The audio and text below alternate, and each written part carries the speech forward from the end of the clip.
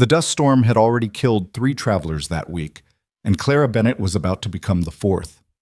Her wagon lay on its side at the bottom of a ditch, one wheel still spinning, the mule screaming in a way she had never heard an animal scream before. Wind tore the breath from her lungs. Sand cut her face like broken glass. 6 wagons had passed her in the last hour. 6. Not one stopped. And now, through the howling brown wall of the storm, something massive was walking toward her. Slow, deliberate, carrying a rifle the size of a fence post. If this story moves you, please hit the like button and drop the name of the city you're watching from in the comments. I want to see how far this story travels. Now let's begin.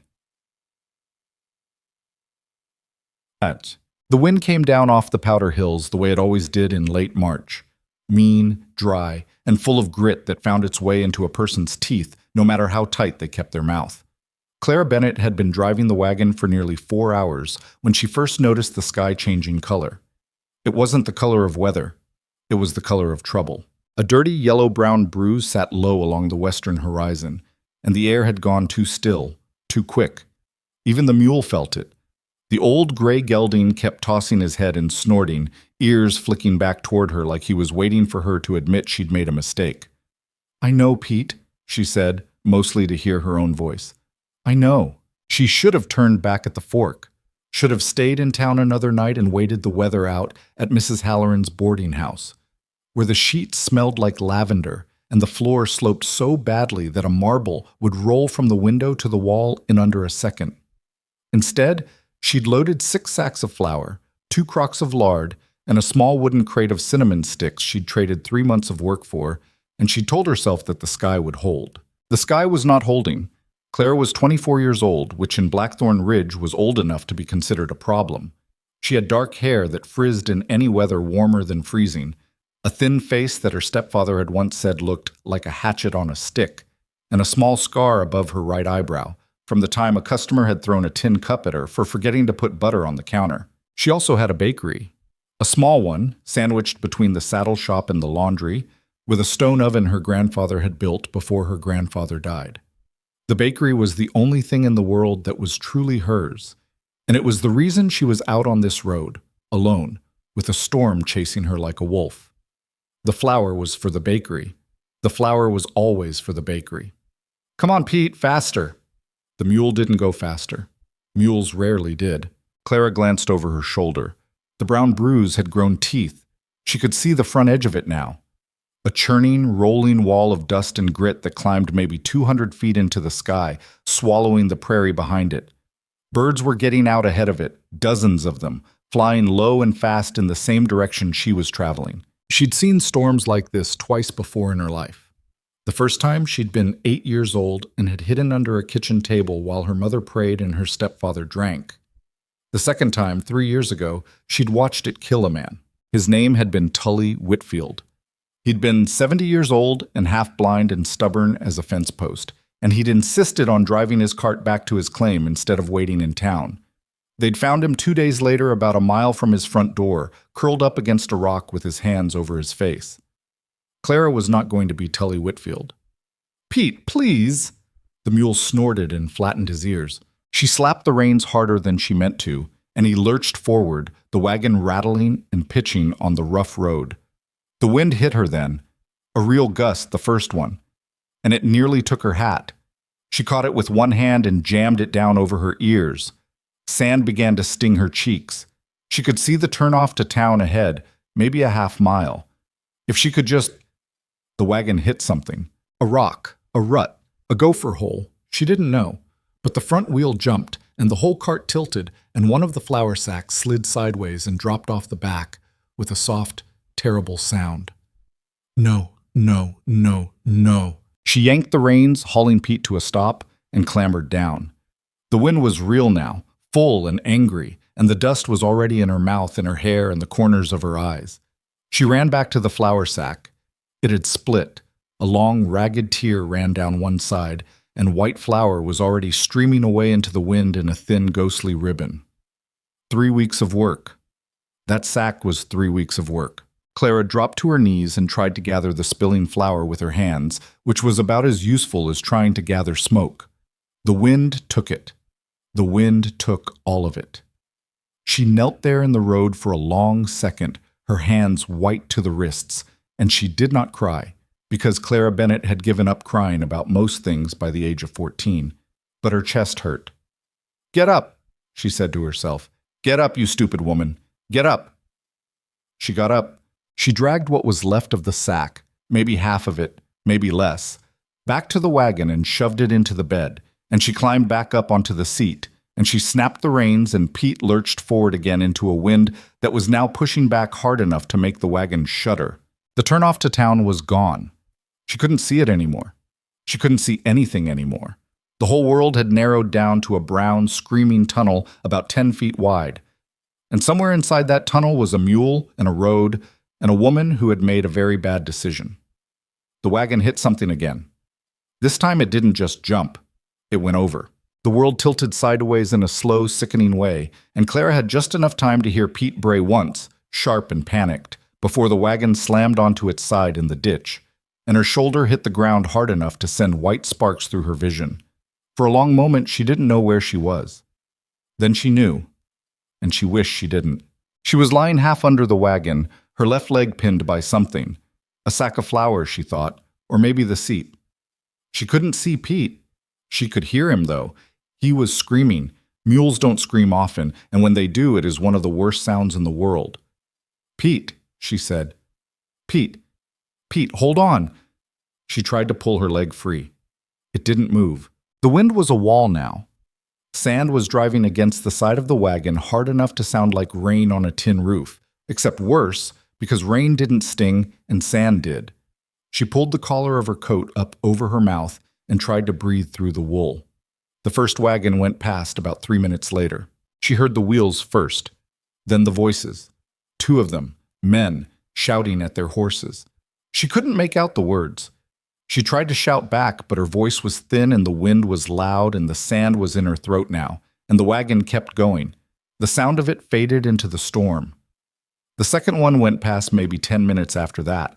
She didn't try to shout that time. She just listened. The third one she barely heard at all. Clara lay there with her cheek against the cold ground, and her leg pinned and her mule screaming somewhere she couldn't see. And she thought, very calmly, the way you think things when you have stopped being afraid and started being something quieter. "I'm going to die out here, and it won't even be a surprise to anyone." That was the worst part, not the dying. The not being a surprise. She thought about the bakery. She thought about the half-finished loaves she'd left rising under a damp towel on the back counter. She thought about her little sister, Annie, who was 9 years old and afraid of the dark and would probably be the one to ask, the morning after, where her sister was.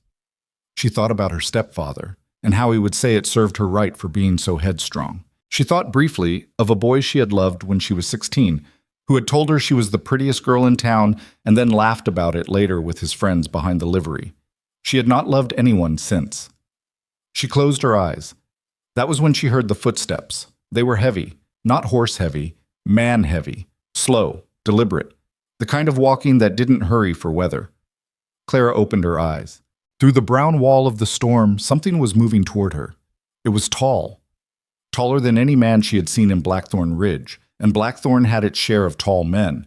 It was wrapped in a long, dark coat that hung almost to its knees, and it carried what looked like a rifle slung across its back, and its head was bent forward against the wind in a way that made it look more like an animal than a person. For a second, a real, full second, Clara was sure it was death. Then the shape stopped about 10 feet from the wagon, and the head came up, and through the dust she saw a face. A face. Just a face. Bearded, weathered, scarred along one cheek and a thin white line that ran from his ear down to his jaw. Eyes the color of wet steel. A nose that had been broken at least twice. Skin like leather that had been left out in the sun for 40 winters. Old. He was old. Or older, anyway. Older than her father would have been if her father had lived. Older than the men who built the town, some of them. He looked at her. She looked at him. Neither of them said anything for a long moment, and then the man crouched down. Slow, careful, the way a man crouches when he doesn't want to spook something, and his voice came out low and rough. "You hurt?" Clara opened her mouth and nothing came out. She tried again. "My leg," she said. He nodded once. He didn't say anything else. He didn't ask if she was alone, or where she'd been going, or what she was doing out in this storm. He just stood up and walked around to the back of the wagon, and Clara heard him grunt, and then she heard something she didn't believe. She heard the wagon move, not roll, move, lift. The whole back end of it, full of flour and lard and her grandfather's cinnamon, came up off the ground 6 inches, then a foot, then enough that she could see daylight under it. "Pull your leg," the man said. His voice was tight with effort but steady. Clara pulled. Her leg slid free. The wagon dropped back to the ground with a thump that shook her teeth. She lay there for a second, gasping, and then she scrambled backward on her elbows until she was clear of the wagon entirely. Her leg ached, but it moved. Nothing broken. Bruised, maybe. She didn't care. Her hands were shaking. The man came back around the wagon. He looked at her leg, then at her face, then at the storm, and then he reached down and offered her his hand. It was the biggest hand she had ever seen on a human being. She stared at it. "We need to get off this road," he said. She put her hand in his. He pulled her up like she weighed nothing, like she was a child. Her feet barely touched the ground before she was standing, and even standing, she only came up to about the middle of his chest. He was huge, not fat.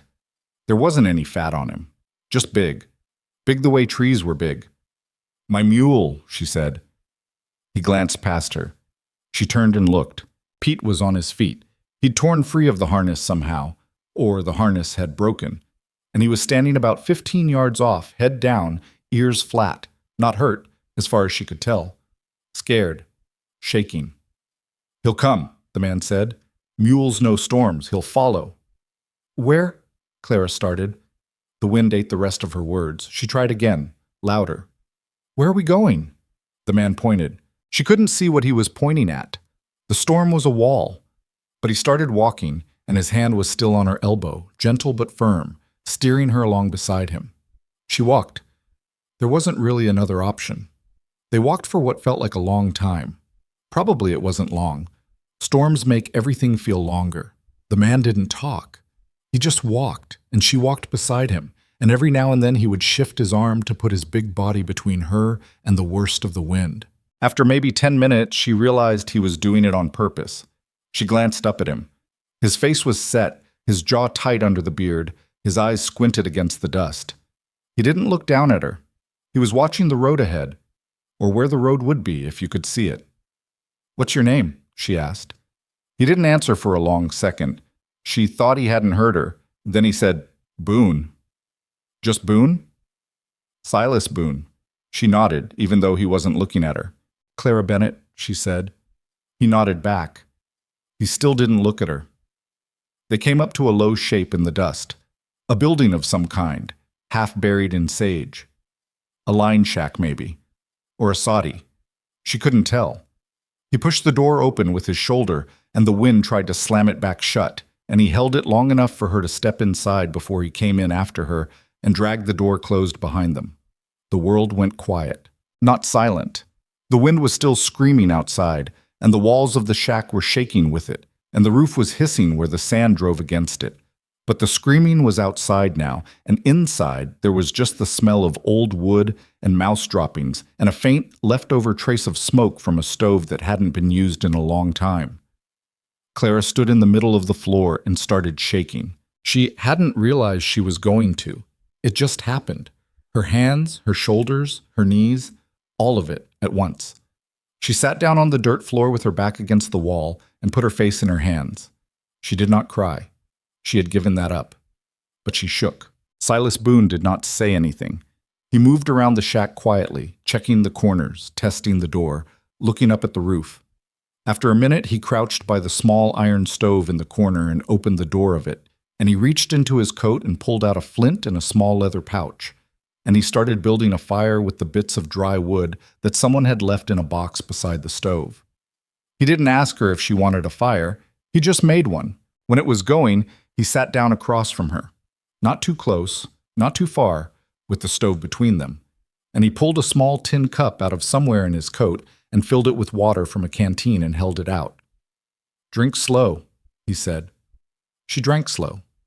The water tasted like the leather of the canteen and a little like the iron of the cup, and it was the best water she had ever had in her life. He watched her drink, not staring, just watching, the way a person watches a thing they want to make sure is all right. When she handed the cup back, she said, "Thank you." He nodded. "Why did you stop?" she asked. He looked at her. The firelight caught his face, the scar, the gray in his beard, the lines around his eyes that were deeper than lines on most men. He looked older up close than he had in the dust. 50, she thought. Maybe more. Maybe a hard 55. "What?" he said. "6 wagons went past me," Clara said. Her voice was steadier now. 6. I counted. I was lying under that wagon and I counted them go past. Why did you stop?" Silas Boone was quiet for a long moment. Then he said, "Wasn't 6, was 8. "What?" "2 more before you started counting. I was behind them, watched them ride past you." "Oh." He looked down at his hands. They were resting on his knees, palms up, and Clara saw for the first time that they were scarred too. Old scars, white, the kind you got from working with knives or rope or fire. The left thumb was crooked. It had been broken once and not set right. "Why did you stop?" she asked again. He shrugged. The shrug was a very small motion on a very large man. "Wagon was over," he said. "Mule was screaming." "That's not an answer." "It's the answer I got." She watched him. He didn't look up at her. He just looked at his hands.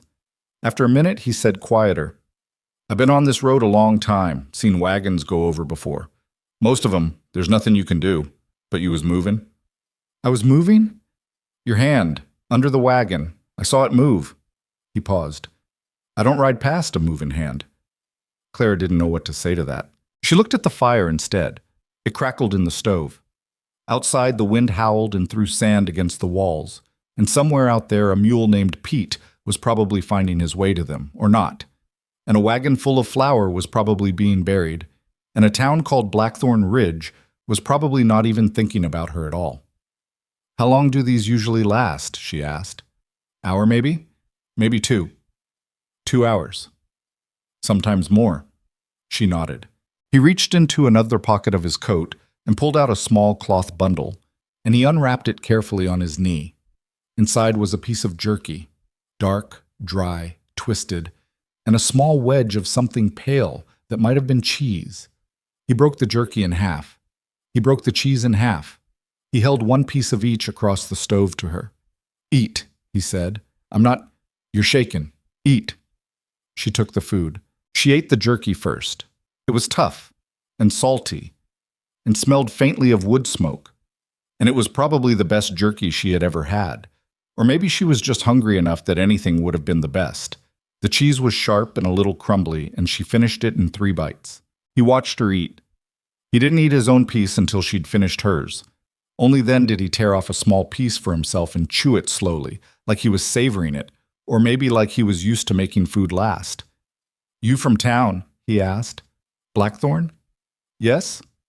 "What's a woman from Blackthorn doing out on this road alone in March?" "I had business in Millerville. I bought flour." "Alone?" "Yes." "Why alone?" She looked at him. "Because there isn't anyone to come with me," she said. He nodded once, slow, like that was an answer he had heard before, or maybe one he had given before himself. "You?" she said. "Why are you on this road?" "Coming down from the mountains, going to the trade post at Pine Hollow. Got pelts to sell." "Where are your pelts?" "Cached 'em, mile back. Won't sell pelts in a dust storm. Storm gets in the fur." "Oh." He chewed his jerky. "You live up there?" she said. "In the mountains?" "Yep." "By yourself?" A pause. "Yep." "For how long?" He looked at her for a long second. The firelight made one half of his face gold and the other half a dark, deep shadow, and his steel-colored eyes caught the light and held it. "A while," he said. She understood that she was not going to get a number out of him. Not today. Maybe not ever. So she nodded, and she didn't push, and she let the silence settle between them. It was not an uncomfortable silence. It was the kind of silence that happens between 2 people who have run out of small talk and haven't yet earned the big talk. The fire popped. Outside, the wind began, slowly, to ease, not all at once, just by a fraction. The screaming dropped to a howl, and the howl dropped to a moan, and after another 20 minutes or so, the moan dropped to a steady, irritated mutter. Silas stood up and went to the door and cracked it open. A spill of brown light came in, and a thin curl of dust, and Clara could see, beyond him, the shape of the world starting to come back. He closed the door. "Half hour," he said. "Maybe less." She nodded. He sat back down across from her. He didn't sit any closer than before. He didn't try to. And Clara noticed that, and she didn't know quite what to make of it. She had spent her whole life being looked at by men in one of two ways. There was the way that meant what's wrong with her, the look that started at her hatchet face and her frizzed hair and worked its way down with a sort of disgusted curiosity. And there was the way that meant she'll have to take whatever she can get, the look that came from older men, married men, drunk men, men who figured Clara Bennett was at the bottom of the barrel and therefore couldn't afford to say no. Silas Boone wasn't looking at her either of those ways. He was looking at her like she was a person who had almost died and who was now drinking water and eating jerky in a line shack while a storm blew itself out. That was all. It was the strangest thing. "Mr. Boone," she said. "Silas." "Silas, where will you sleep tonight?" "Under a tree." "In this? Storm will pass, ground will be dry." "You could," she started, and then she stopped because she had been about to say you could stay in town, and she didn't want him to think she was inviting him anywhere, or worse, that she was warning him off. He waited. "There's a livery stable in Blackthorn," she said finally. "Old Marsh lets travelers sleep in the loft for 10 cents. It's clean. Mostly. I know it." "You been to Blackthorn before?" "Years back." "How many years?" "Enough." She let that go too. He stood up after a while and walked to the door and listened. The wind was almost gone now.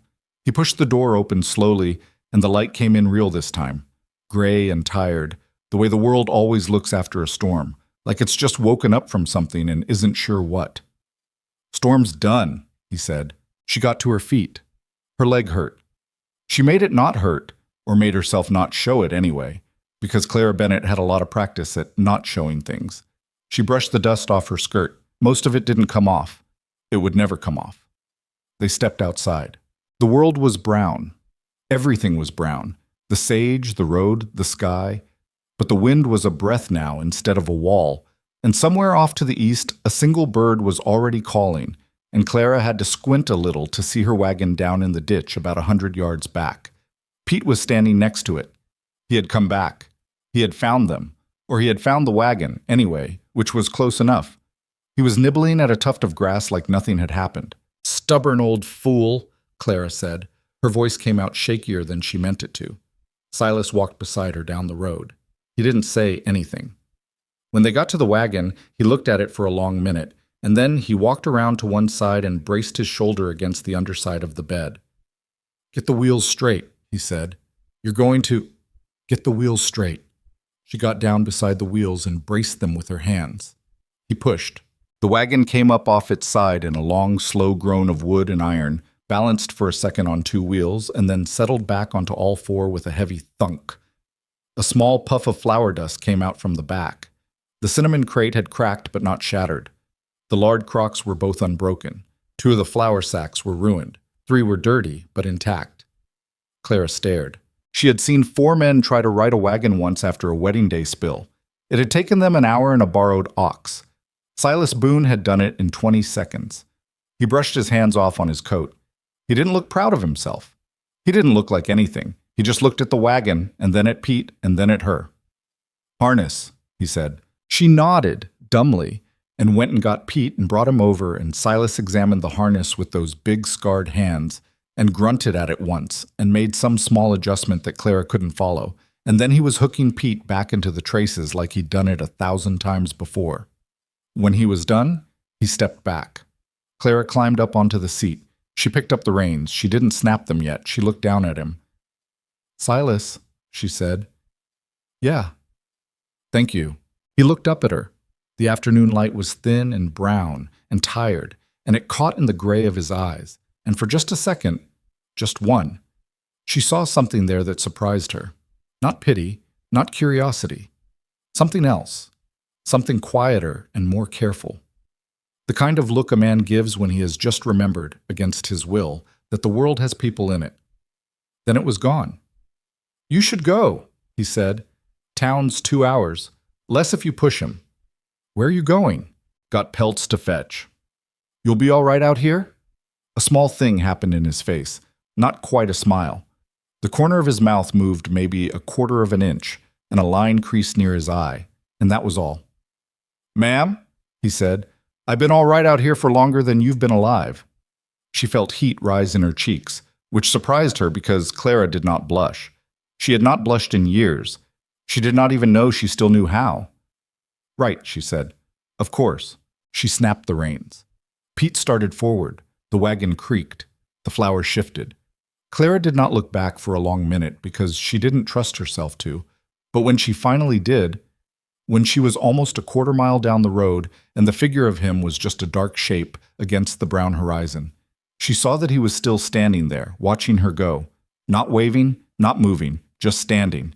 She turned back around. She drove the rest of the way to Blackthorn Ridge with her hands very tight on the reins, and she did not let herself think about him until she had crossed the wooden bridge into town and seen the smoke rising from her own bakery chimney, where her sister Annie was probably keeping the fire alive the way Clara had taught her.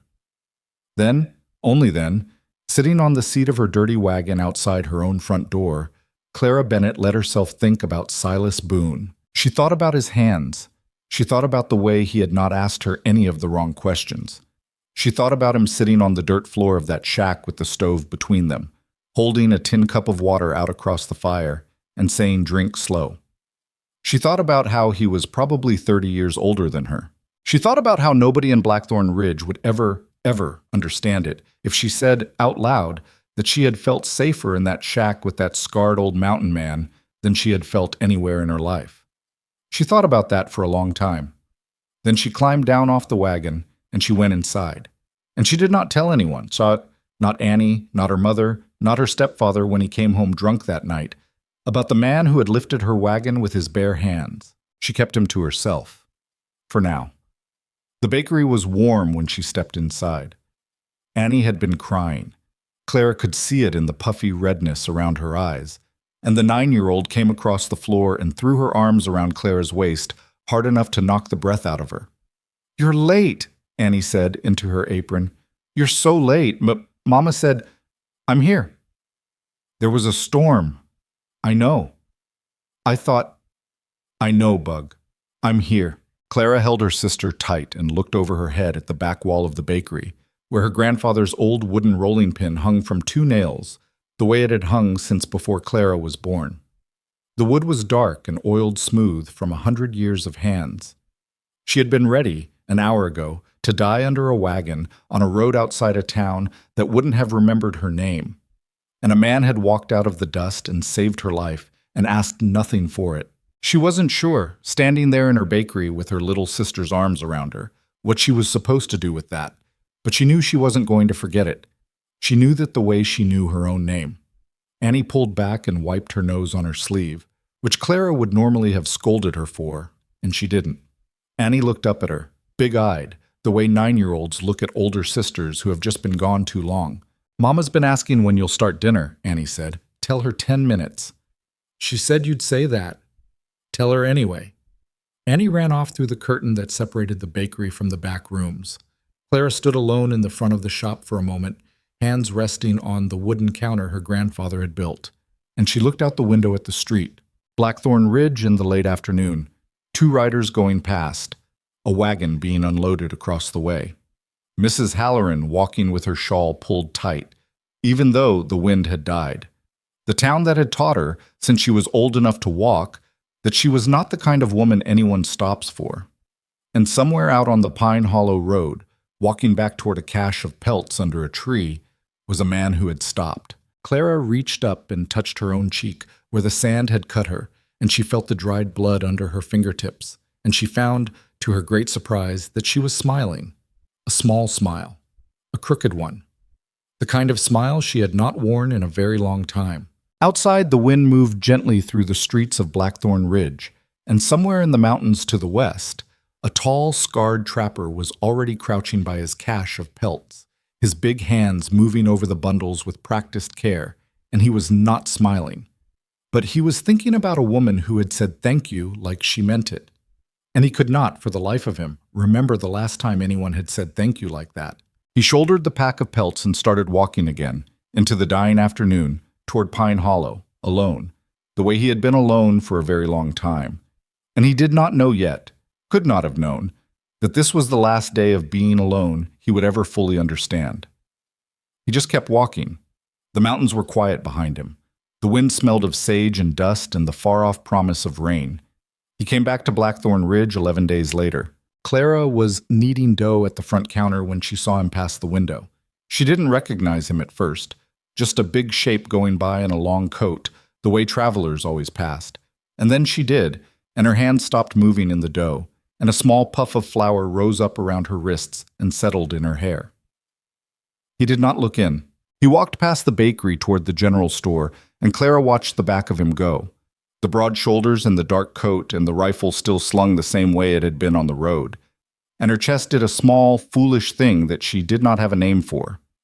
"You stopped," Annie said behind her. "What?" "You stopped kneading." Clara looked down. The dough sat there in a half-folded lump, and her hands were just hovering over it like she had forgotten what hands were for. "I'm thinking," she said. "About what?" "About nothing." "You're a bad liar, Clara.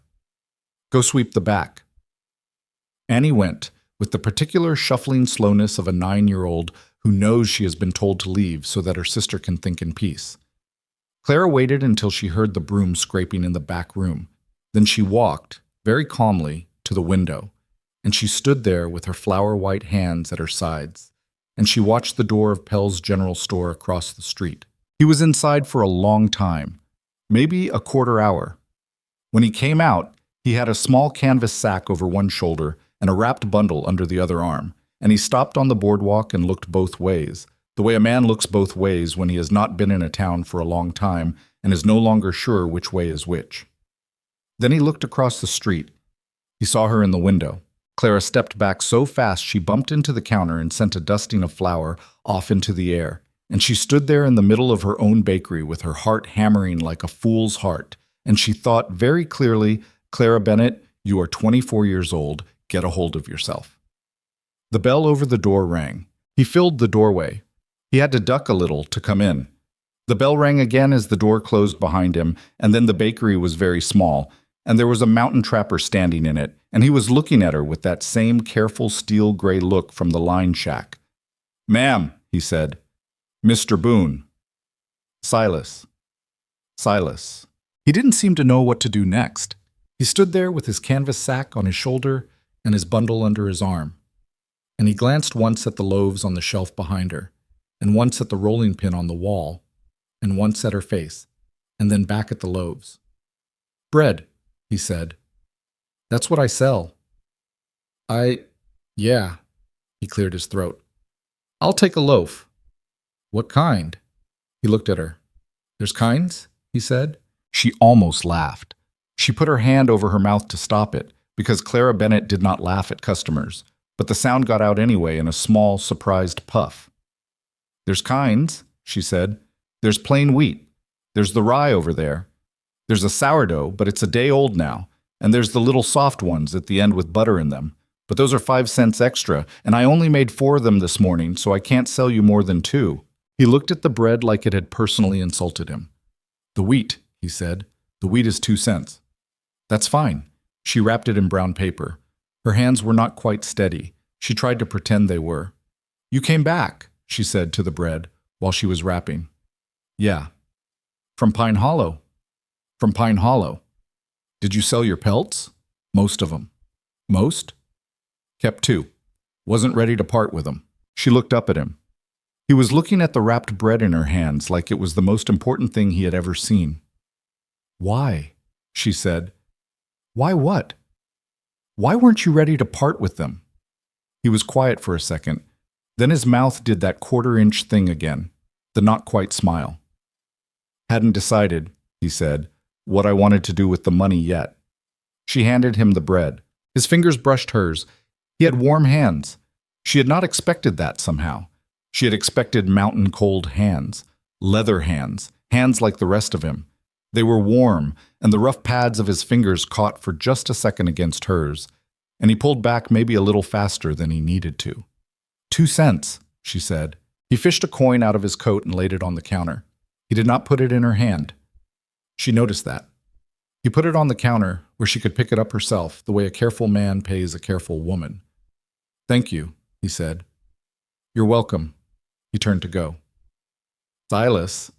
He stopped, his hand on the door. She had not meant to say his name. It had come out by itself. Now he was looking at her, and she had to say something, and the only thing she could think of was the truth, which was not a thing she said often in Blackthorn Ridge. Your leg, she said. I mean, my leg. You asked about my leg. It's fine. Good. It wasn't broken. I figured. I wanted to tell you. He looked at her for a long second. The bell over the door was still trembling a little from when he had come in, and outside on the street a horse went by and somebody shouted at a dog, and inside the bakery it was very quiet. Glad it's fine, he said. He went out. The bell rang behind him. Clara stood there with 2 cents on her counter and her hands smelling faintly of someone else's coat, and after a minute she put the coin in the wooden box under the counter, and she went back to her dough, and she kneaded it harder than she needed to for the next 10 minutes. He came back the next week. He bought a loaf of rye. The week after that, he bought wheat again, and one of the little butter rolls, which he ate standing by the door, looking out at the street while Clara pretended to count the change in the box. By the 5th visit, he had stopped asking what kinds there were. By the 7th, Clara had started leaving a wrapped package for him at Pell's General Store on Wednesdays. Small things, 2 rolls, sometimes a hand pie if the apples had come in, with no note, because she could not write his name on anything without somebody noticing, and Boone was a name people in this town remembered. Mr. Pell figured it out anyway. He was a thin, sharp man with eyes like a chicken's, and the 3rd time Clara left a package, he caught her wrist as she was setting it down and said, very low, You sure about this, girl? Sure about what? You know what. I don't. That mountain man. He's a customer. You don't leave food for customers, Clara. I do for him. Pell looked at her a long moment. He had known her since she was small. He had known her grandfather. He let go of her wrist. Be careful, he said. Towns got mouths. Towns always had mouths. They get louder. Let them. She said it like she meant it. She walked out of the store and across the street to her bakery, and she did not look back, and she told herself she was not afraid of anything, which was not quite the truth. It was a Tuesday in late April when Silas first brought her the wildflowers. He came in just after closing. The sign was already turned in the window. He knocked on the door anyway, knocked, like a man who would not just walk in, and Clara unlocked it with her heart doing the foolish thing again, and he stepped inside holding a small bunch of pale blue flowers in one enormous fist. They looked very small in his hand. These was growing by a creek, he said. He sounded like he was trying out the words for the first time. Up the ridge. I thought, I don't know. They reminded me of something. Of what? Your eyes. He said it like a man confessing to a crime. Clara took the flowers. Her hand brushed his again. She did not let it linger. She had learned in the weeks since the storm that touching him made him pull back like she'd burned him, and she did not want to be the one who burned him. Thank you, she said. They'll die in a day. I know. Wildflowers don't last. I know, Silas. He stood there a second longer. He was looking around the bakery now, slowly, the way he looked at everything, like he was memorizing it in case he needed it later. Your grandfather built this? He said. How did you know that? You told me. I didn't. Pell did. I asked. She looked at him. You asked Pell about my grandfather. I asked Pell who built the bakery. He told me the rest on his own. That man talks. He does. He likes you. He's known me since I was 3. Silas nodded. He moved one hand to the brim of his hat. He had taken to wearing a hat in town that he didn't wear on the road, an old beat-up thing the color of dirt, and he turned it slowly in his fingers. Clara, he said, It was the first time he had said her first name. She felt it in her stomach. Yes. There's people talking. I know. You ought to know what they're saying. I know what they're saying. Do you? Yes. He looked at her. The light in the bakery was the late, soft kind that came through dirty windows just before sundown. It made the gray in his beard look like silver, and it caught at the long white scar down his cheek, and his eyes looked very tired. They're saying I'm an old man, he said, who's taken advantage. They're saying I'm a desperate woman who'll take whatever shows up. Yeah. Both of them are wrong. Yeah. So let them talk. He let out a breath. It was a short breath, the kind a man lets out when he has been holding something for longer than he meant to. All right, he said. The flowers died on her counter in 2 days, like he'd said they would. Clara pressed one of them between the pages of her grandfather's old prayer book, which she had never used to pray with, and she did not tell anyone she had done that either. The trouble started in earnest at the end of April. It started with Eli Halford. Eli was 26 years old and the second son of Garrison Halford, who owned about 3,000 acres on the north side of town and most of the cattle that grazed it. The Halford boys were the kind of young men who had grown up being told they were important and had never been given a reason to think otherwise. Eli had once, when Clara was 19, leaned across the bakery counter and told her that if she was nicer to him, he might marry her, and that she should be flattered because nobody else was going to ask. She had told him to get out of her shop. He had not forgiven her for it. So when he came in on a Saturday afternoon with his brother Cole and one of the McKean boys, all three of them already half drunk on whatever Garrison kept in his barn, Clara knew before they said a word that this was going to be ugly. Bennett, Eli said. Halford. I hear you got a man. I got a lot of customers. You know what I mean. She did know. She didn't answer. Cole leaned on the counter. He was the younger brother, narrower in the shoulders but meaner in the face. He picked up one of the butter rolls without paying, and he turned it over in his fingers, and he said, I heard he's about 50. He's a customer. I heard he killed a man up at Two Rivers 20 years back, Cole said. Cut him open. Took his horse. You heard wrong. Did I? I don't know what he did 20 years ago. I don't know what you did last Friday either, Cole, and I don't care. The McKean boy laughed. Cole didn't like the laugh. He looked at Clara like he was deciding whether to throw the roll at her or eat it. You really think he wants you? Eli said. She didn't look at him. You really think, Eli said again, slower, that an old mountain man with a face like that, who hasn't seen a woman in 20 years, came down out of the rocks because he fell in love with the Bennett girl? Get out of my shop. He came down because you were available, Clara. That's it. That's all. A man like that, he can't get a woman from anywhere else. And a woman like you, Eli laughed, short and ugly. A woman like you, you're so used to being last in line, you'll take the first thing that throws a coat over your shoulders. The two of you deserve each other. That's what the whole town's saying. Clara's hands had gone very still on the counter. She could feel her own heartbeat in her teeth. Get out, she said. Her voice was quiet. Or what? Get out. Cole threw the roll. He threw it hard, and it hit her shoulder and bounced off and rolled across the floor, and Eli laughed, and the McKean boy laughed, and Clara stood there with her hands on the counter and did not let her face move. They left because they were bored, not because she made them. The bell over the door clanged twice as it slammed behind them. Clara stood there for a long time. She bent down. She picked up the roll. She brushed the dirt off it. She put it in the bin out back for the chickens at the Vance place down the street. She did not cry. She did not cry. She did not cry. Annie came down from upstairs an hour later and found her sister still standing in the middle of the bakery with her arms wrapped around her own ribs, staring at the wall. And Annie did not ask any questions, which was the thing Clara loved most about Annie. That night her stepfather came home drunk. His name was Owen Slate. He had married Clara's mother 8 years after Clara's father had died of fever, and he had been a fine man for about 6 months, and then he had stopped being a fine man, and he had been not a fine man ever since. He was tall and broad-bellied and red in the face, and he had hands that hit harder than they should have, given his age. He sat down at the kitchen table. Clara's mother set a plate in front of him without looking at him, which was how she had served him for the last 4 years. Heard something today, he said. Clara was at the stove. She did not turn around. Heard, he said, that my stepdaughter is keeping company with a mountain killer. He's not a killer. That what he told you? He didn't tell me anything. That's because he ain't a talker.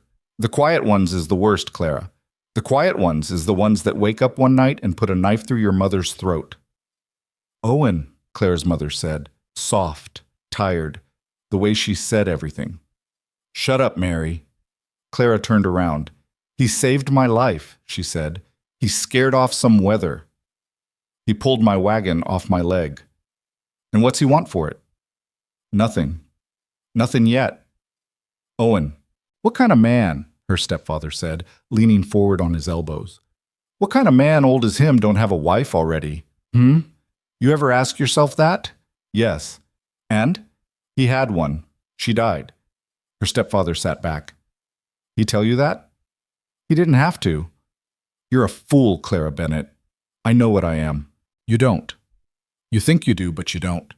A man like that, 20 years of living on rocks and skinning animals, he comes down to town and sees a thin little hatchet-faced girl with nobody to ask after her, and he thinks that one'll do, because nobody'll come looking if she goes missing. That's how that kind of man thinks, girl. That's the only reason a man like him pays attention to a woman like you. The words went in. Clara could not stop them from going in. They went in the way they always went in, and they sat in her stomach the way they always sat. And she stood very still by the stove and breathed through her nose, and she did not say anything. Annie was in the doorway. Annie had heard. Clara saw her sister's small white face in the doorway, and she said very calmly, "Bug, go upstairs." Annie went upstairs. Her stepfather ate his supper. Clara went back to the bakery. She lit a candle. She sat in the dark front room with the candle on the counter. She did not cry. She put her elbows on the counter and her face in her hands, and she sat like that for a long time, and she thought about the wildflowers between the pages of her grandfather's prayer book, and she thought about a man saying they reminded me of something, and she thought about whether her stepfather was right. The truth was, she did not know. The truth was, she had no way of knowing. The truth was that Clara Bennett had been told for 24 years that she was not the kind of woman a man wanted, and a man had now begun acting like he wanted her, and she did not know how to tell the difference between a thing that was real and a thing that she just badly needed to be real. That was the worst part. That was the part she could not say out loud. He did not come the next Wednesday. She told herself she had not been waiting. She had not been listening for the bell. She had not been glancing toward the window every time a shadow passed it. She had been working. She had been kneading dough and managing the stove and counting flour sacks. That was all. He did not come the Wednesday after that either. By the third Wednesday, Clara stopped pretending. She walked across the street to Pell's General Store on a quiet Thursday morning, and she stood at the counter and she said, "Has he been by?" Mr. Pell did not look up from his ledger. "Who?" "You know who." He looked up. "No," he said, "not in 3 weeks." "Has he sent word?" "Mountain men don't send word, Clara." "I know. He just walked off." "I know that too." Pell set down his pencil. "You all right?" he said. "I'm fine." "You don't look fine." "I'm fine, Pell." She walked back across the street. The bakery was empty. Annie was at school. Her mother was upstairs. Clara stood in the middle of her own shop, and she looked around at the loaves and the rolling pin and the candle she had burned down to a stub 3 weeks ago, and she thought, he left. He just left. Eli Halford and Cole and her stepfather and the whole damn town had been right, and Silas Boone had gone back up into his mountains, and that was the end of it. The thought sat in her chest like a stone. She did her work. She always did her work. She baked the bread and she swept the floor and she counted the coins in the wooden box. And she did not let her face change in front of customers. She had practice at not letting her face change. But at night she lay in her narrow bed in the back room of the bakery, and she stared up at the dark wood of the ceiling, and she thought about a tin cup of water held across a stove and a voice saying, "Drink slow." And she pressed her face into the pillow and made a small, dry sound that was not quite a sob but was not quite anything else. He had not even said goodbye. That was the part she could not get past. 3 weeks turned into 4. 4 turned into 5. The wildflowers in her grandfather's book had dried completely now, pale blue gone to gray, and Clara took them out one night and looked at them on the kitchen table by candlelight, and she thought about throwing them in the stove. She put them back in the book. She did not throw them in the stove. She just put them back in. It was the middle of May when the snow came. That was not unusual in the high country. Late spring snows in Blackthorn Ridge happened maybe 1 year out of 4.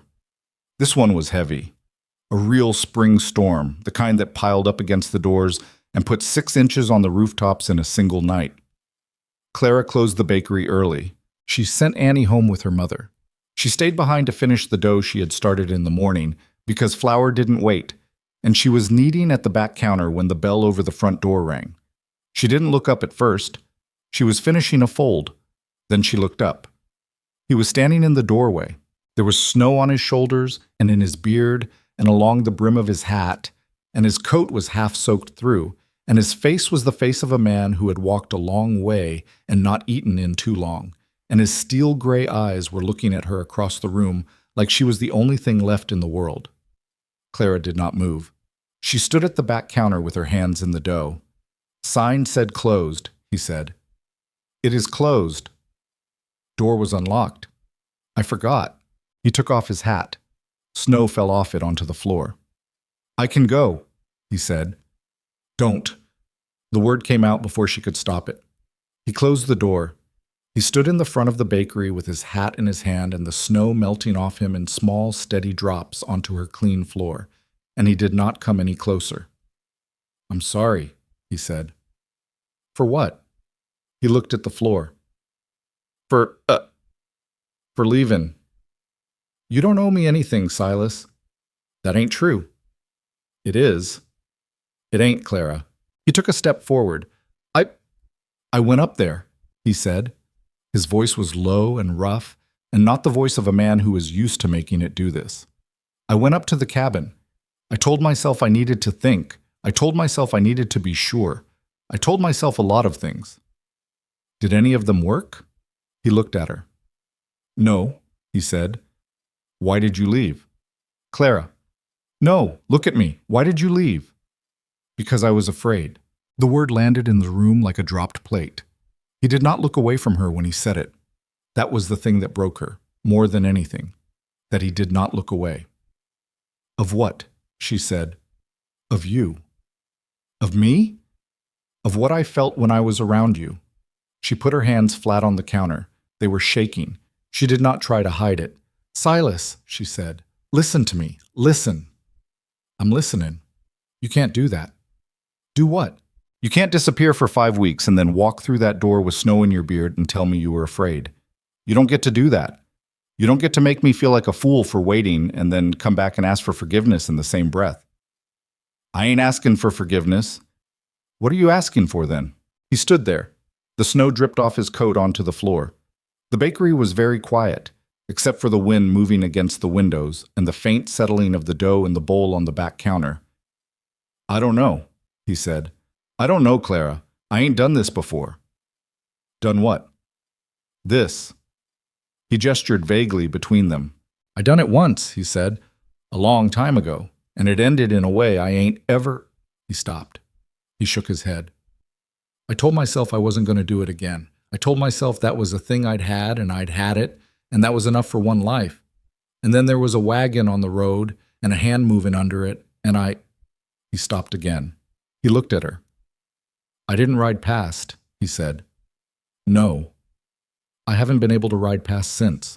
She came out from behind the counter. She walked across the floor with flour on her hands and her sleeves rolled up, and she stopped about a foot in front of him, close enough that she had to tilt her head back to look at him. "Love isn't safe," she said. He blinked. "What?" he said. "I'm telling you, love isn't safe. It was never going to be safe. Nobody who ever loved anybody got out of it safe, Silas. Not your wife. Not my grandfather. Not anyone." "Clara." "But running away," she said, and her voice cracked and she did not care. "Running away hurts worse. You know that. You've been doing it for 20 years. Don't tell me you don't know." He looked down at her. His face did not move, but his eyes did. Something behind them shifted, something old and heavy, like a stone moving in deep water. 23 years, he said quietly. "What?" 23 years. She did not know what to do with that. She did not know what to do with any of it.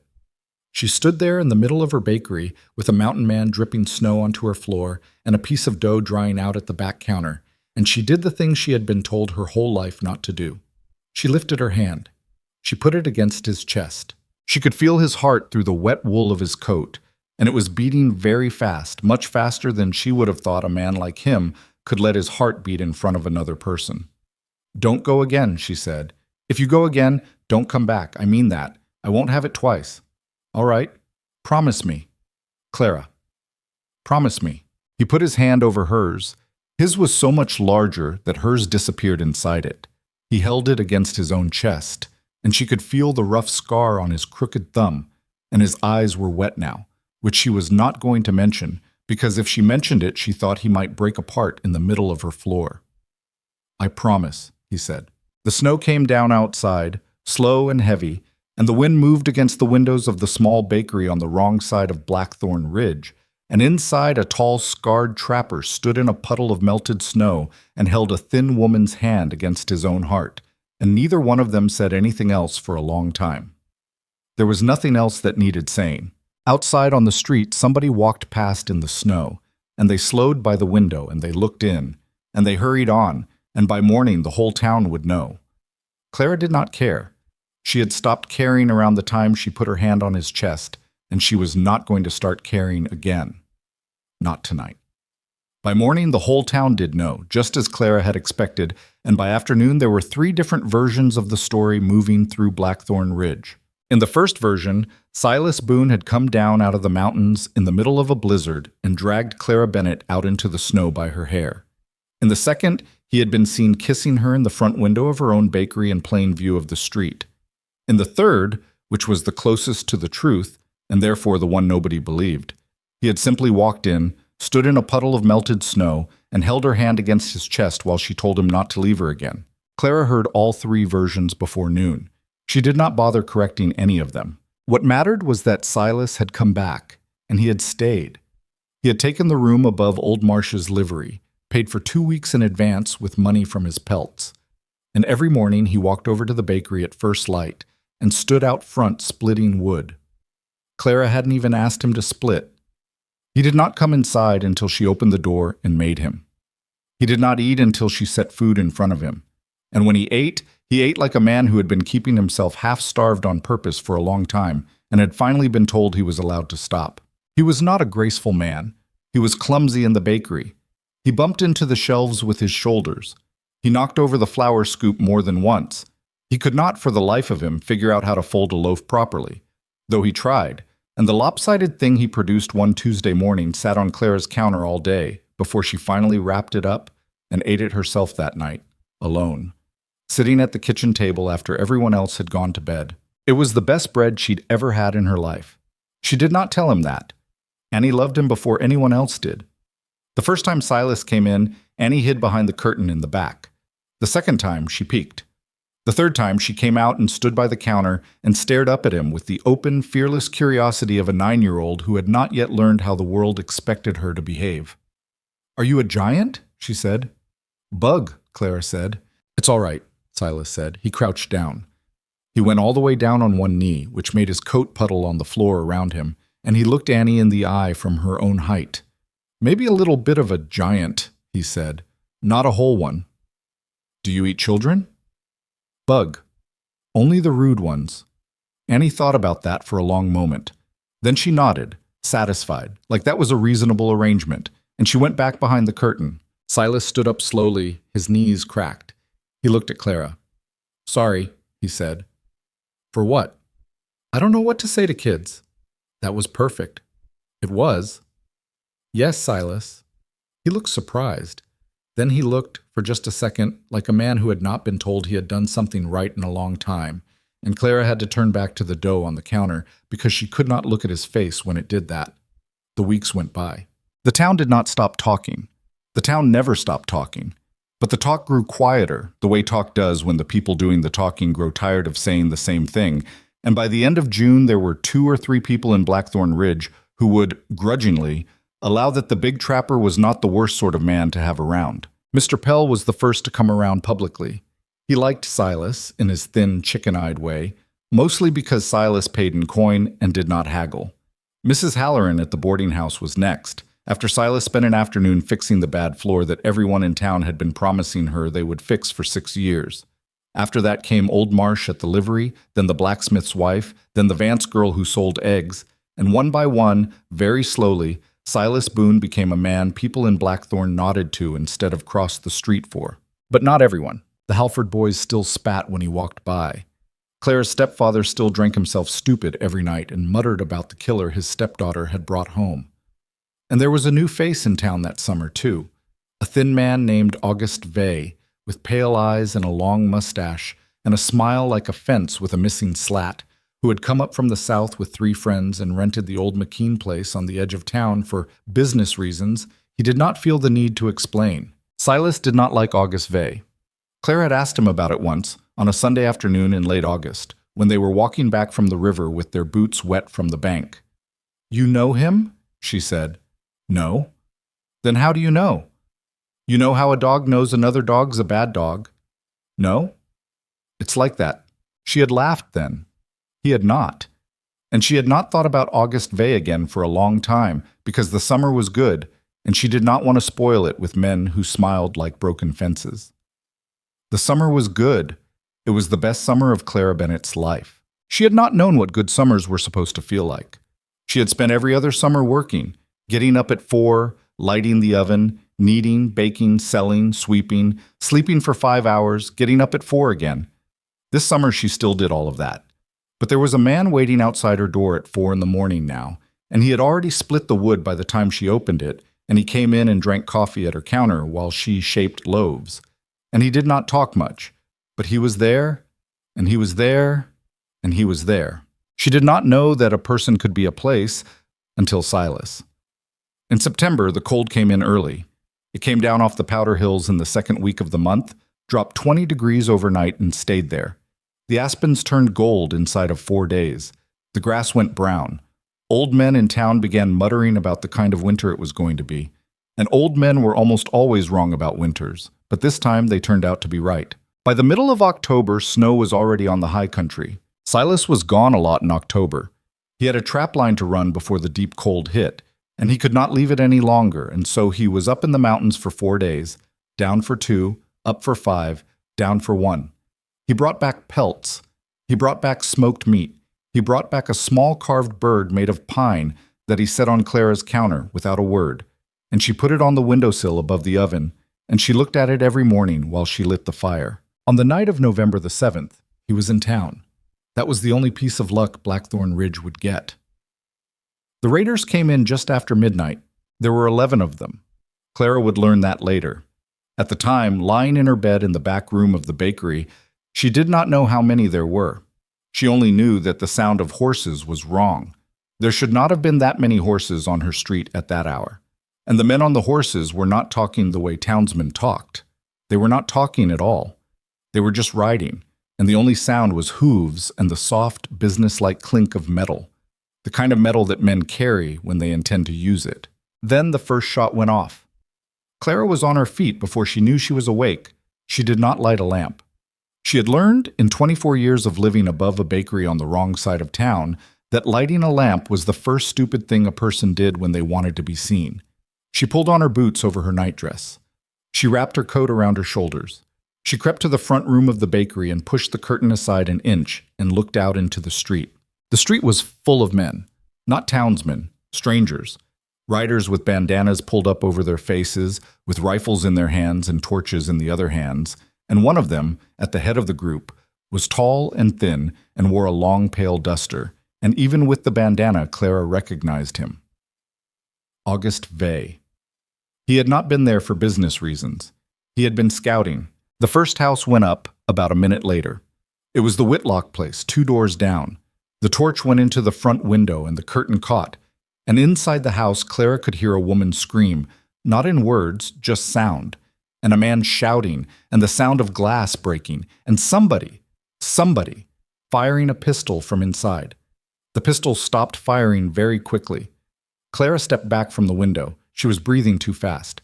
Her family, her mother, her stepfather. Annie.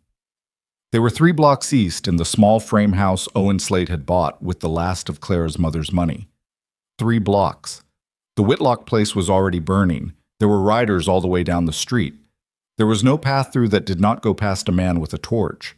She did not think about it. She went out the back. She slipped out the alley door of the bakery, and she ran, and the cold air hit her like a slap, and she could see her own breath, and she could see against the black sky the orange glow that was already rising over the east side of town. The east side. Her family's side.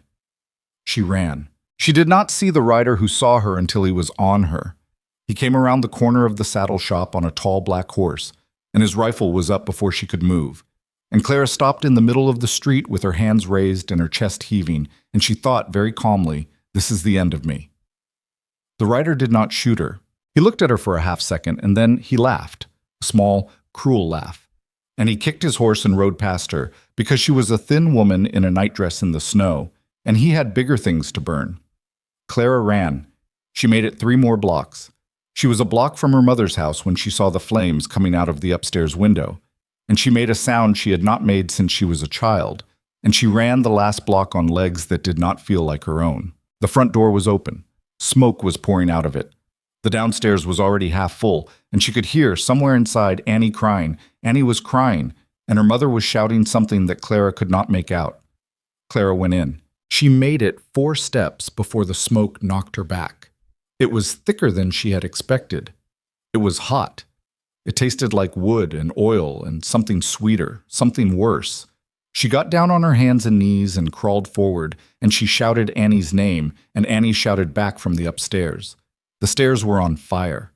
Clara stopped at the bottom of them. The whole staircase was a wall of flame now, the rail blackening, the wood cracking, and beyond the flames, Annie was crying. Clara. Clara. Clara and her mother was coughing, and Clara stood at the foot of the burning stairs with her arms hanging at her sides, and she understood, in a way she had never understood anything before, that she did not have the strength to go up. She was not strong enough. The understanding broke something inside her. She turned and stumbled back outside into the snow, into the smoke, and she stood in the street with the heat of her own house on her face, and she screamed. She screamed her sister's name into a street full of riders and torches, and nobody helped. Nobody helped. Half the town was in the street now, and they were all just standing there. A hand closed on her shoulder. It was the biggest hand in the world. She knew it before she turned. "Where are they?" he said. His voice was very calm, very low, and his eyes were not calm at all. They were not the steel-gray eyes she had walked beside on the way to the river. They were something else. They were the eyes of a man who had decided something a long time ago and was now going to do it. "Upstairs," she said. "Annie, my mother. Owen, they're all upstairs, Silas. The stairs are gone, the stairs are gone." "Move." He pushed her aside, gently, like she was nothing. He took off his coat. He threw it onto the snow. He did not look at the door. He looked at the upstairs windows, and he picked one, the one furthest from the flames. And he walked calmly to the side of the house, and he climbed the porch rail and put his foot up on the post and grabbed the lip of the upstairs window with both hands and pulled himself up onto the porch roof like he had done it before. Clara stood in the snow and watched him. He kicked the window in. He went through. She did not breathe for a very long time. The first one out was Annie. He came back to the window with Annie in his arms. Annie wrapped in a blanket, Annie coughing, Annie alive. And he handed her down to Mr. Pell, who had appeared in the street with his face soot-streaked and his hands up to catch, and Annie was on the ground in the snow. And Clara fell on her sister and held her and made a sound that was not crying and not laughing, but something underneath both of them. The second one was her mother. Silas brought her out the same way. Her nightdress was burned along one sleeve, and her face was black, and she was barely conscious, but she was breathing. Pell caught her. 2 other men were there now, old Marsh, the blacksmith, and they laid Mary Slate down in the street next to Annie, and Clara had both of them, in her arms in the snow. But there was still Owen. Silas went back in. "Silas?" Clara said. He did not look at her. He went back in through the window. He disappeared into the smoke, and the upstairs of the house was full of fire now, and Clara could see the orange of it moving inside the window like a living thing. A minute went by, then 2, then 3. The roof began to sag. Clara was on her feet. She did not remember standing up. She was running toward the porch, and Pell grabbed her around the waist and hauled her back, and she fought him. She fought him hard, and he said into her ear, "He's coming, Clara. He's coming. Stop." And she did not stop, but she could not get past him. There was a sound from inside, a crack, a long, splintering crack. Then Silas was at the window with Owen Slate over his shoulder. He half fell out onto the porch roof. His own coat had been on the ground, but his shirt was burning along one shoulder, and his beard was singed, and his face was the color of a man who has been breathing too much smoke for too long. And he carried Owen, drunk. Owen, useless Owen, the stepfather who had called him a killer to Clara's face for 6 months. Like Owen was a sack of grain, and he dropped him into old Marsh's arms below, and then Silas himself went down on one knee on the porch roof. The roof of the house gave way behind him with a long, terrible groan. The whole upper floor caved in. A pillar of sparks went up into the night sky like fireflies thrown from a hand. Silas was still on the porch roof. The flames were behind him now, 3 feet, 2 feet, climbing fast, and he was not moving. "Silas!" Clara was running again. Pell was not holding her anymore. "Silas, get down!" He looked at her. From the porch roof, through the smoke. His eyes met hers, and there was a long second where she thought he was not going to move, where she thought he was going to stay up there because he had decided, somewhere in the smoke, that this was the end he had been waiting for. Then he moved. He came down off the porch roof in a half-controlled fall, and he landed in the snow on his hands and knees, and he stayed there a long second before he tried to stand, and when he tried to stand, his legs went out from under him. Clara reached him before he hit the ground a second time. She caught him under the arm. He was huge. She was small. They went down into the snow together, his weight against her shoulder, and his face was black with smoke, and his breath was coming in long, ragged, tearing sounds, and his hands, those big hands that had lifted her wagon, were burned along the backs, the skin going a color Clara did not want to look at. "Silas? Silas, look at me." He looked at her. His eyes were not steel gray anymore. They were wet and red, and they were a color she did not have a name for. "Got 'em," he said. "You got them. You got them all. You got them, Silas." "Annie? She's right there. She's right there. She's all right." He nodded. His head was heavy. He let it rest against her shoulder, in the snow, in the middle of the street, while behind them the house collapsed in on itself in a roar of orange and black. And somewhere down the street the raiders were riding out. They had what they came for, or they had been driven off. Clara would not know which until later. And the only sound in the world was the fire and the snow and Silas Boone's broken breathing against her neck. "Don't you dare," she said into his hair. Her voice was not steady. She did not try to make it steady. "Don't you dare, Silas Boone. Don't you dare die in front of me in the snow. Do you hear me? You promised." "I promised," he said. His voice was barely a voice. "I love you," she said. It came out of her like it had been waiting a long time to be let out, and she did not even feel surprised that it had come out, only surprised that it had taken her this long. "I love you, Silas Boone. Clara. And if you die tonight, you take my heart with you. Do you understand me? You take it. I won't have anything left, so you don't get to die. You don't get to. You go and breathe." She felt him try to laugh. It was the worst laugh she had ever heard. It was barely a sound, but he tried. "All right," he whispered. "All right, what?" "I'll breathe." The blacksmith was there now. Old Marsh was there. Pell was there. There were hands under Silas's arms, hands lifting him, and Clara would not let go of his shirt. She walked beside him as they carried him. She did not look back at the burning house. She did not look at her stepfather, lying half-conscious in the snow with the man who had hated him most having just saved his life. She did not look at her mother. She knew, somewhere underneath the rest of her, that her mother and Annie were alive and being tended to, and that was enough for now. She looked only at Silas. They took him to Mrs. Halloran's boarding house, because it was the nearest building that wasn't burning, and they laid him on the long table in her dining room because the bed was too far up the stairs. Clara stood at the head of the table. She did not let go of his hand. His hand was burned. She held it anyway. She held it the way her grandfather had held her mother's hand the night her father died, the way she had not understood then why anybody held anybody's hand when there was nothing a hand could do. She understood now. She understood because there was nothing else in the world to do, and she had to do something, and a hand was a thing she could hold. Around them, the town moved. People came in, people went out.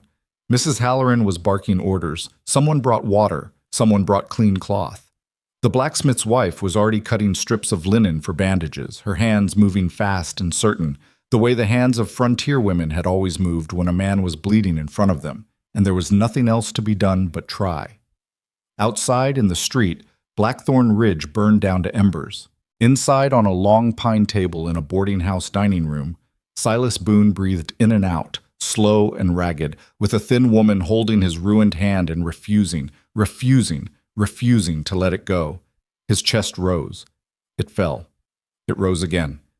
Clara watched it rise and fall and rise and fall, and she did not move, and she did not blink, and the night went on around her without her in it. Outside somewhere, snow began to fall again, soft and slow, the way snow falls when a storm has spent itself, and there is nothing left for the world to do but cover what is left. Clara lowered her head and pressed her forehead to the back of Silas's burned hand.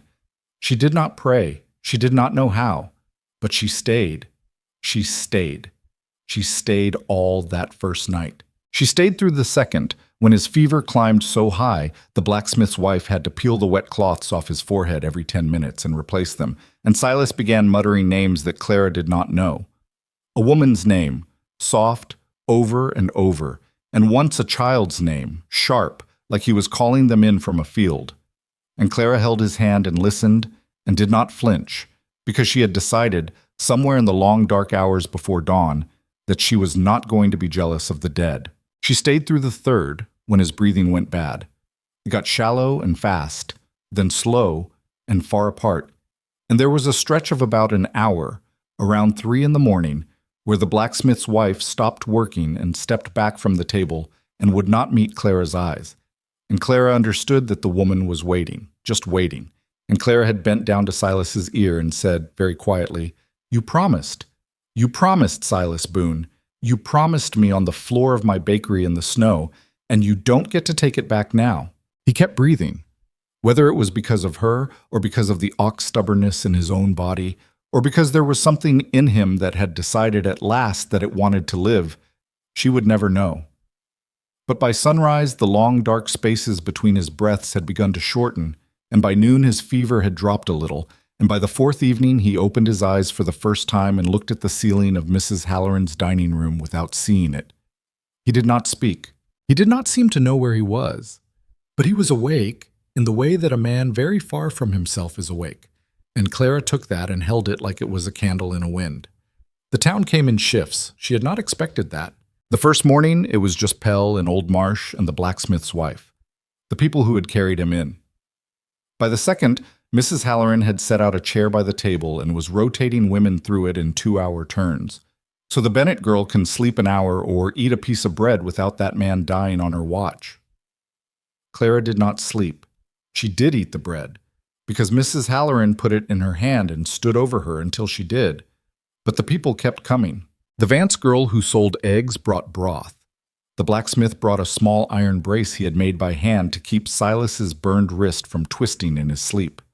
The old woman who ran the laundry, who had never spoken a word to Clara Bennett in her life, came in on the fourth afternoon with a bundle of clean linen and laid it on the table next to Silas and said gruffly, "Tell him that's for the man who pulled the Whitlock baby out the window." Clara stared at her. "The Whitlock baby? You didn't know?" "No.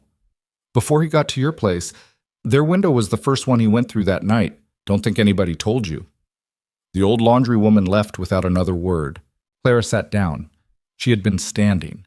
Her legs went out from under her, and she sat in the chair, and she looked at Silas's still face on the pillow, and she thought, "What else did you do that night that I don't know about?" And she did not get an answer, because Silas Boone, asleep, was the same as Silas Boone awake. He did not give answers. He gave acts. On the fifth morning, Annie came in. Clara had not let her sister come before. The smell in the room was bad. Burned cloth and burned skin, and the sweet, sick smell of fever. And Annie was 9, and Annie had already been through enough. But Annie had stood at the door of the boarding house every morning for 4 days, holding her own elbows. And on the 5th morning, Mrs. Halloran finally said, "Let the child in, Clara. She's wearing the boards out." Annie came in. She walked very slowly to the side of the table. She looked at Silas. She did not look afraid. She had the same open, fearless face she had worn the first day she met him in the bakery, only quieter now, the way a child gets quiet when she has finally understood a serious thing. "He's so still," she said. "He's resting. He don't look like himself. He'll look like himself again." Annie reached up. Her hand was small and chapped. She put it very gently on the back of Silas's bandaged wrist. "Mr. Silas," she said. He did not move. "Mr. Silas, it's Annie. I brought you something." She pulled a folded piece of paper out of her apron. She unfolded it slowly and laid it on the table next to him. It was a child's drawing, Chet, a man with a long beard and very big hands, and a smaller person beside him in a dress, and between them a smaller person still, no taller than the man's knee. All 3 of them were standing in front of a square house with a stick chimney and a sun in the corner that had its own face. Clara looked at the drawing for a long time. She did not say anything. She could not have said anything. Annie patted Silas's wrist twice, the way a small child pats something fragile, and then she stepped back from the table and reached up and took Clara's hand. "He's gonna wake up, Clara." "I know, Bug. He's gotta. He will."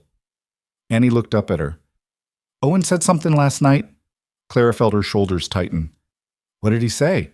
"He said—" Annie squinted like she was trying to remember the exact words. "He said that big bastard saved my life. And I've been wrong about him, and I ain't gonna live the rest of mine being wrong twice.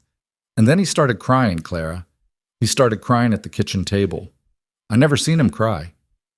Clara did not know what to do with that. She squeezed Annie's hand. She did not have words for it. The man who had told her 8 months earlier that Silas Boone would slit her mother's throat in the night had been carried out of his own burning bedroom on the shoulders of that same man, and now he was crying at a kitchen table somewhere across town. And Clara did not have anything in her, not pity, not satisfaction, not forgiveness, that knew what to do with the fact of it. She just held her sister's hand and looked at Silas. The town did not stop changing after that. It was a slow thing. Towns do not turn on a single night, no matter what is said later in songs and stories. But Blackthorn Ridge had seen its own people running into a burning building and stopping at the doorway, and it had seen one man, one outsider, one mountain man, one killer, by the gossip's own words 6 months earlier, go in 3 times. The town had watched. The town did not forget. Mrs. Whitlock, whose baby was alive because of him, came into the boarding house on the 6th day with a pot of beef stew so heavy she could barely carry it. She set it on the kitchen counter, and she came and stood in the doorway of the dining room, and she looked at Silas on the table for a long minute. She did not come closer. She just looked. When she left, she said to Clara on the way out, "If he wakes up, when he wakes up, you tell him my Tommy says his name every night now. I don't know how he learned it, but he says it. Silas, Silas, Silas, like a prayer." She left. Clara sat down in the chair and put her face in her hands and did not cry, because she had given up crying long ago, but her shoulders moved for a long time. The Halford boys did not come. She had not expected them to. They were not the kind of men who admitted, even to themselves, that they had been wrong. But Eli Halford's father, Garrison, the old man with the 3,000 acres and the cattle, came in on the 8th day in a clean coat with his hat in his hands and stood at the foot of the table. "Miss Bennett." "Mr. Halford." "I just came to see for myself." "He's still breathing." "So I see." Garrison Halford looked down at Silas for a long moment. He was a hard old man with a face like a cliff, and Clara had known him her whole life as the kind of man who did not bend, who did not apologize, who did not change his mind. He had built his ranch on not changing his mind. "He went in for the Whitlock baby first," Garrison said. "Yes. Then the Carradines, then your folks. 3 houses. 3 houses, Miss Bennett." He turned his hat slowly in his hands. "My boys was wrong about him," he said. "I want it said. I want it said by me, where you can hear it. And I want it said where he can hear it when he wakes. My boys was wrong, and I was wrong, and there's a lot of us in this town that's been wrong, and will do better, that's all. Clara did not say anything. She did not trust her voice. Garrison Halford put his hat back on. He nodded once to her. He walked out. She sat there a long time after he was gone. Silas first spoke a real word on the 9th morning. Clara was alone with him. The sun was just coming up through the dining room window, gray and thin and slow, and she was holding his hand and watching his face the way she had watched it for 9 days. And his eyes opened, and he looked at her, and for the first time in 9 days he was there, really there, behind his eyes. "Clara," he said. His voice was a scrape. "Silas? Where?" "Mrs. Halloran's, the boarding house. You're alive. You did it. They're all alive. Annie's alive. My mother's alive. Owen's alive too." "Owen?" He closed his eyes again. He was so tired. She could see how tired he was. "He saved you," she said. "He kept telling people. He's been telling everyone. The town knows, Silas. They all know what you did." "Don't matter." "It does." "Don't matter, Clara." He opened his eyes. He looked at her. Only one thing matters." "What?" "You're alive." She bent down and pressed her forehead to his. He smelled like sweat and smoke and the rough soap Mrs. Halloran used on his bandages. She did not care.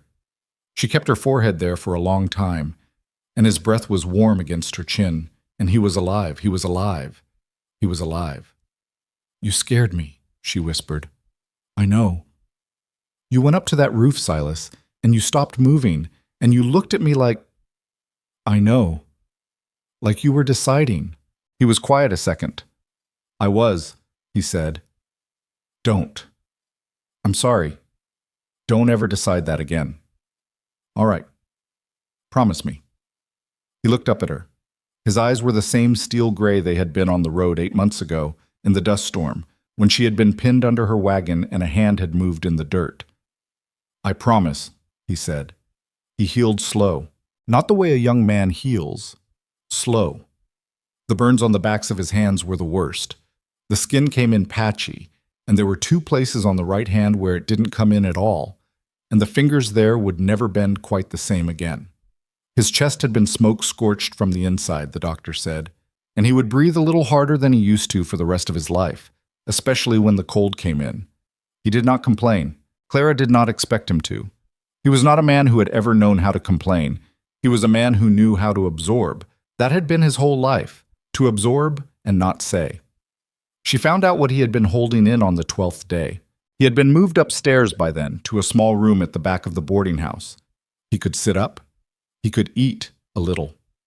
He was still pale under the beard, and his hand shook when he held a spoon, but he was healing, and Mrs. Halloran had stopped saying if and started saying when.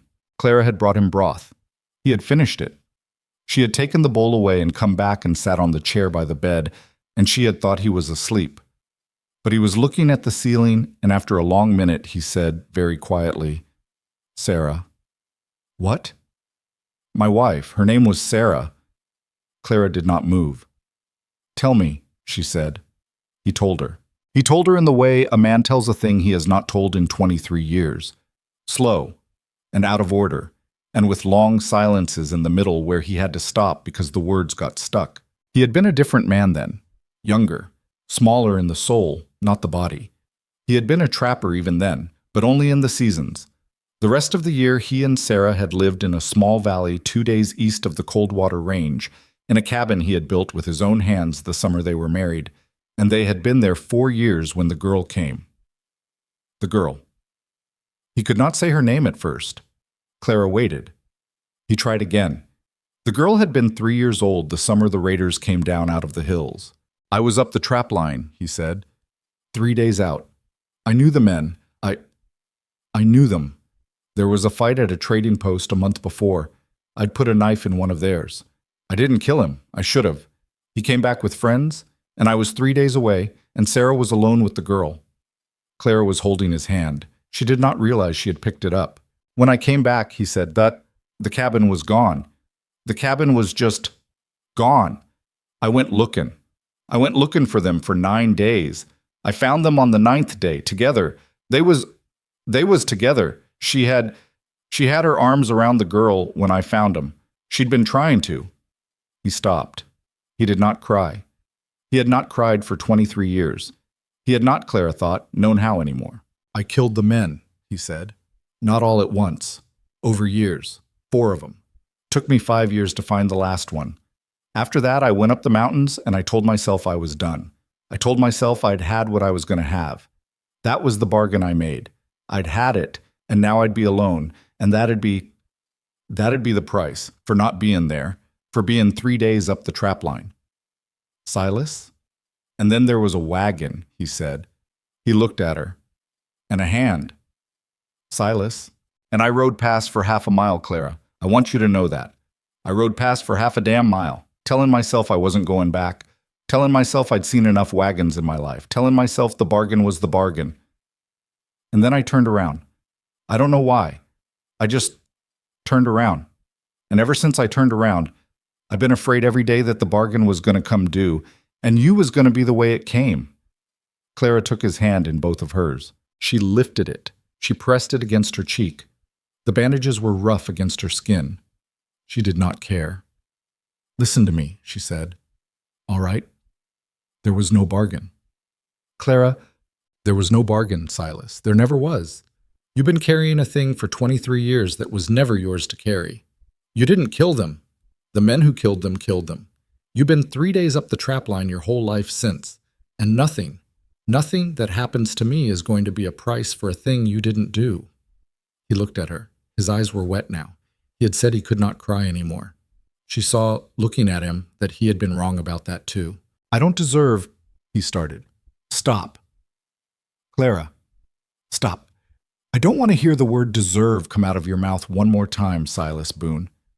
I have heard it my whole life, from my stepfather, from the Halford boys, from everybody in this town that ever looked at my face and decided what I did or didn't deserve. I am done with that word. I am done with it forever. And you don't get to use it on yourself in front of me either. Not anymore. He did not say anything. He just looked at her. After a long time, he said, All right. All right, what? All right, Clara.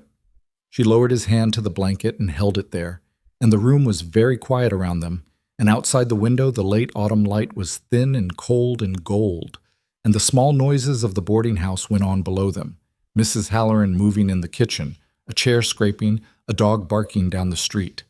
He recovered enough to walk on the 18th day.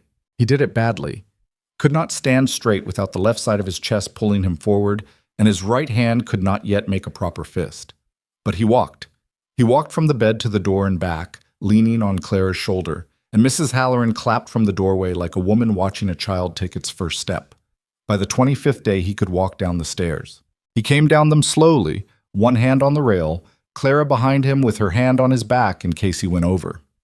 He did not go over.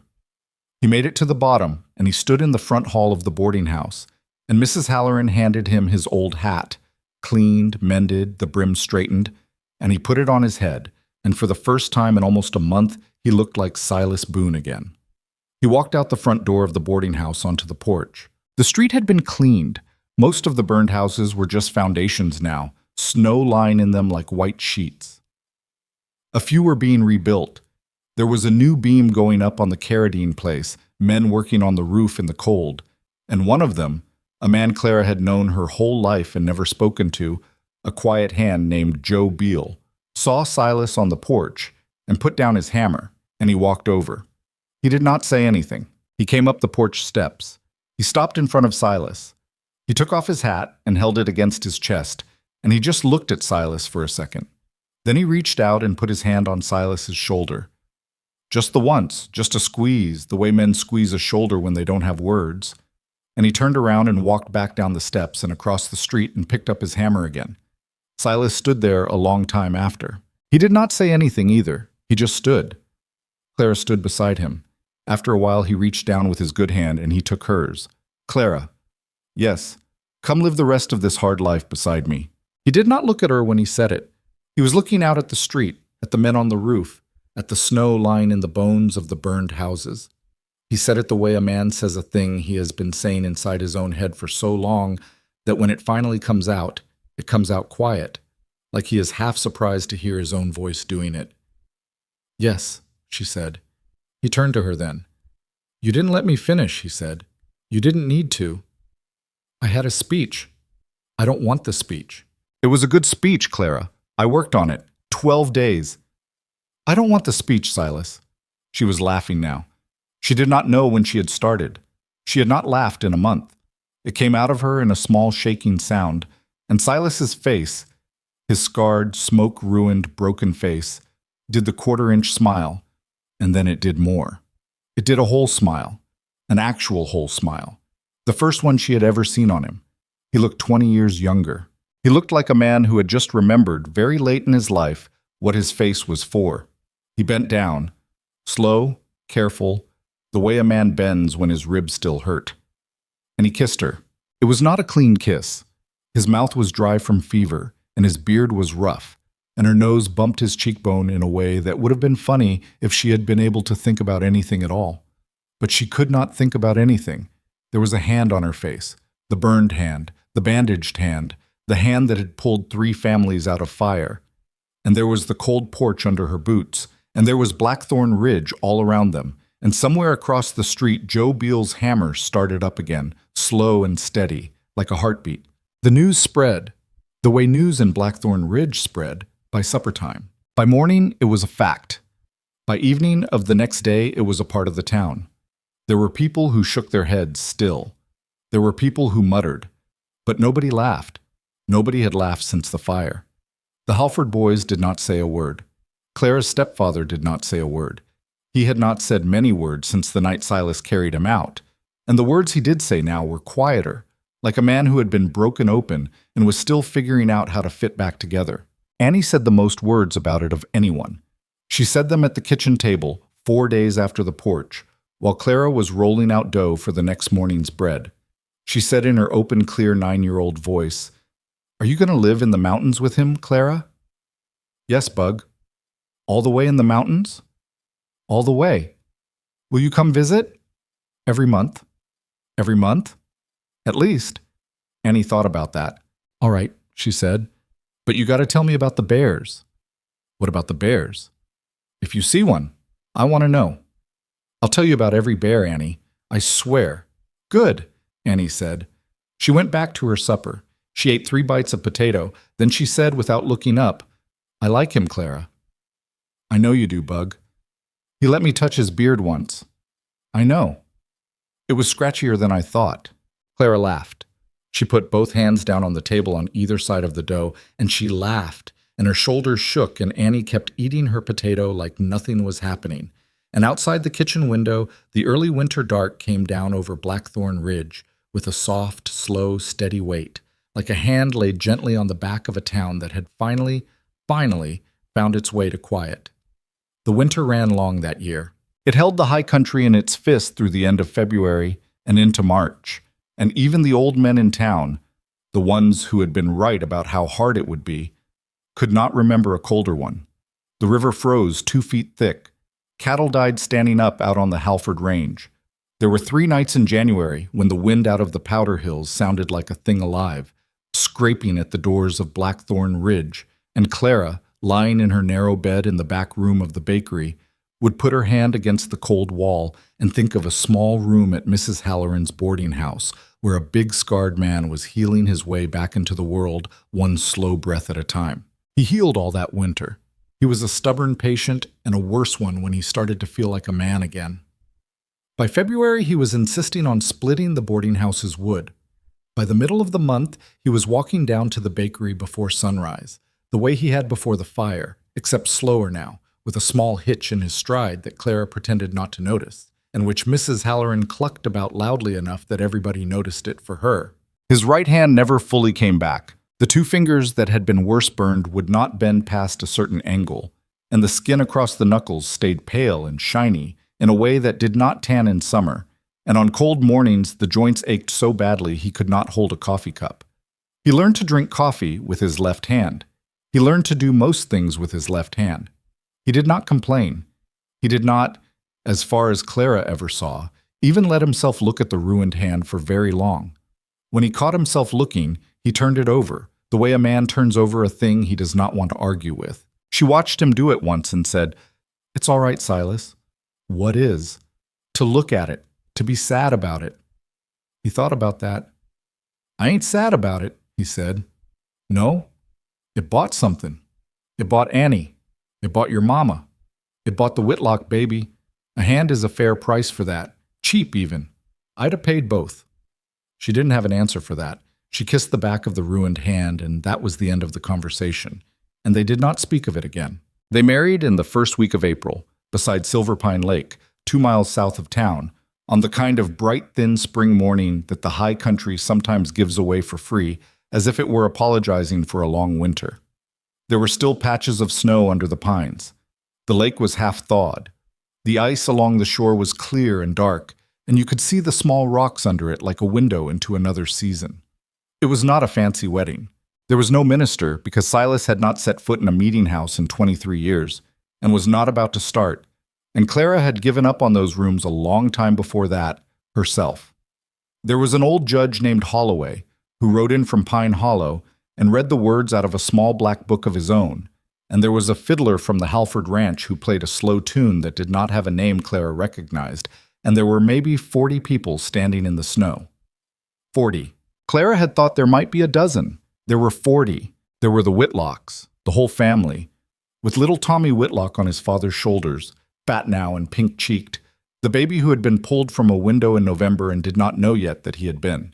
There were the Carradines, all 6 of them, the youngest holding a bouquet of dried sage tied with a piece of yarn because there were no flowers yet that spring.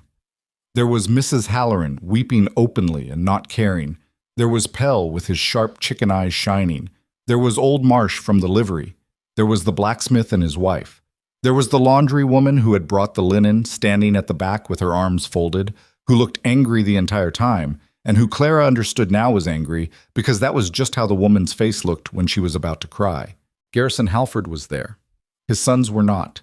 Clara did not ask why. Garrison nodded to her once, slow, when she met his eye, and she nodded back, and that was all that needed to be said. Owen Slate was there. He stood at the back, his hat in his hands, and he had been sober for 19 days, which was the longest he had been sober in 8 years. Clara's mother stood next to him with her hand on his arm. Owen did not look at Clara. He looked at his boots, mostly. But when the judge said the words and Silas said, "I do," in his low scrape of a voice, and Clara said, "I do," in a voice that came out steadier than she had expected, Owen Slate lifted his head, just for a second, and he looked at Silas. And then he looked at the ground again. It was as close to an apology as a man like Owen would ever come. And Clara took it, the way you take any small good thing the world gives you when you have learned not to expect more. Annie carried the rings. She had been practicing for 2 weeks. She walked them up the snow in a little tin cup because Mrs. Halloran had told her she would drop them if she tried to carry them in her hand. And she did not drop them, and when the moment came, she held the cup up to Silas with the same open, serious face she had worn the day she asked him if he was a giant. "Mr. Silas, Annie, don't drop 'em now. I won't. Promise. I promise, Annie." He took the rings out with his left hand. He gave Clara hers. She put it on. He held his out, and Clara, whose hands had shaped 1,000 loaves of bread, Clara who had baked through her grandfather's death, and her father's death, and her mother's slow disappearance into Owen Slate's house, Clara took the ring and put it on the smallest finger of his left hand that it would fit, because his ring finger had been too burned to take a band that close, and that was all right with both of them. It was not a fancy wedding. It was the best one Clara would ever go to. They moved up to the cabin 3 weeks later. It was 2 days' ride north and west of Blackthorn, up through Coldwater Pass, and into the long, shallow valley Silas had been living in alone since he was 31 years old. The cabin was small. It was older than Clara was. It was made of pine logs that had gone silver with weather, and the roof sagged in the middle in a way that made her uneasy until Silas pointed out that it had sagged that way for 15 years and had not fallen in once. She fell in love with it inside of an hour. She fell in love with the way the morning light came through the one east window. She fell in love with the small stone hearth Silas had built himself, lopsided in one corner, with a single chipped river stone he had set into the lintel, because, he said, it was pretty. She fell in love with the stand of pines behind the cabin, and the cold, clear creek 100 yards down the slope, and the way you could stand on the porch at sundown and not see another human-made thing in any direction. She had never been anywhere in her life that did not have somebody watching her. She had not known, until Silverpine Lake, until Coldwater Pass, until that first night on the porch of the cabin with Silas's arm around her shoulders, what it felt like to not be watched. It felt like a coat she had been wearing without knowing it had been taken off. She wept that first night. She wept for about an hour, quietly, sitting on the porch step with Silas beside her, and she could not have said exactly what she was weeping about. He did not ask. He just kept his arm around her shoulders. When she was done, he handed her a handkerchief, which was a thing he had started carrying because he had figured out, somewhere along the line, that his wife had spent her whole life not crying and might need to start making up for some of it. "Better?" he said. "I think so." "You sure?" "Yes. Cry more if you need to." "I'm good, Silas." "All right." They sat there a long time. The summer in the valley was sweet. Clara had thought the bakery in Blackthorn was her whole self, that she could not be Clara Bennett without the stone oven her grandfather had built, and the smell of yeast and the wooden counter she had wiped down 10,000 times. She had been wrong. She had been wrong in a way that surprised her every morning for the first month. She built a smaller oven against the side of the cabin out of fieldstone, and it baked unevenly and burned the bottom of every loaf at first, but by August she had learned its temper, and by September she had a small steady business going with the few settlers and trappers who came through the pass and the regular run of riders who carried mail twice a month between Pine Hollow and the new claims up north. The riders started detouring on purpose by November to come past the cabin for a loaf of her bread. One of them, a long, lean rider with a stutter and a soft voice, sat on his horse one morning in the dooryard and said, "Ma'am, I've been thinking, they got a name for a bakery this far up?" "Not yet, they don't." "You ought to give it one." "What for?" "So a man knows what to say when he tells the next feller." Clara thought about it for a week. She named the place the Silverpine, because that was the lake where she had married Silas, and because she liked the sound of it. Silas carved the name into a board with his good hand and the bad one working together, and he nailed it above the door. He did it crooked. He did most carpentry crooked. She loved the crooked sign exactly the way it was, and she would not let him straighten it the 3 times he offered. Time did its slow work on them. That was the thing nobody ever told you about love, Clara thought. That it was not a single moment. It was not the night in the snow in the bakery. It was not the porch at the boarding house. It was not even the wedding by the lake. Those were just doors. Love was what happened in the rooms after you walked through the doors.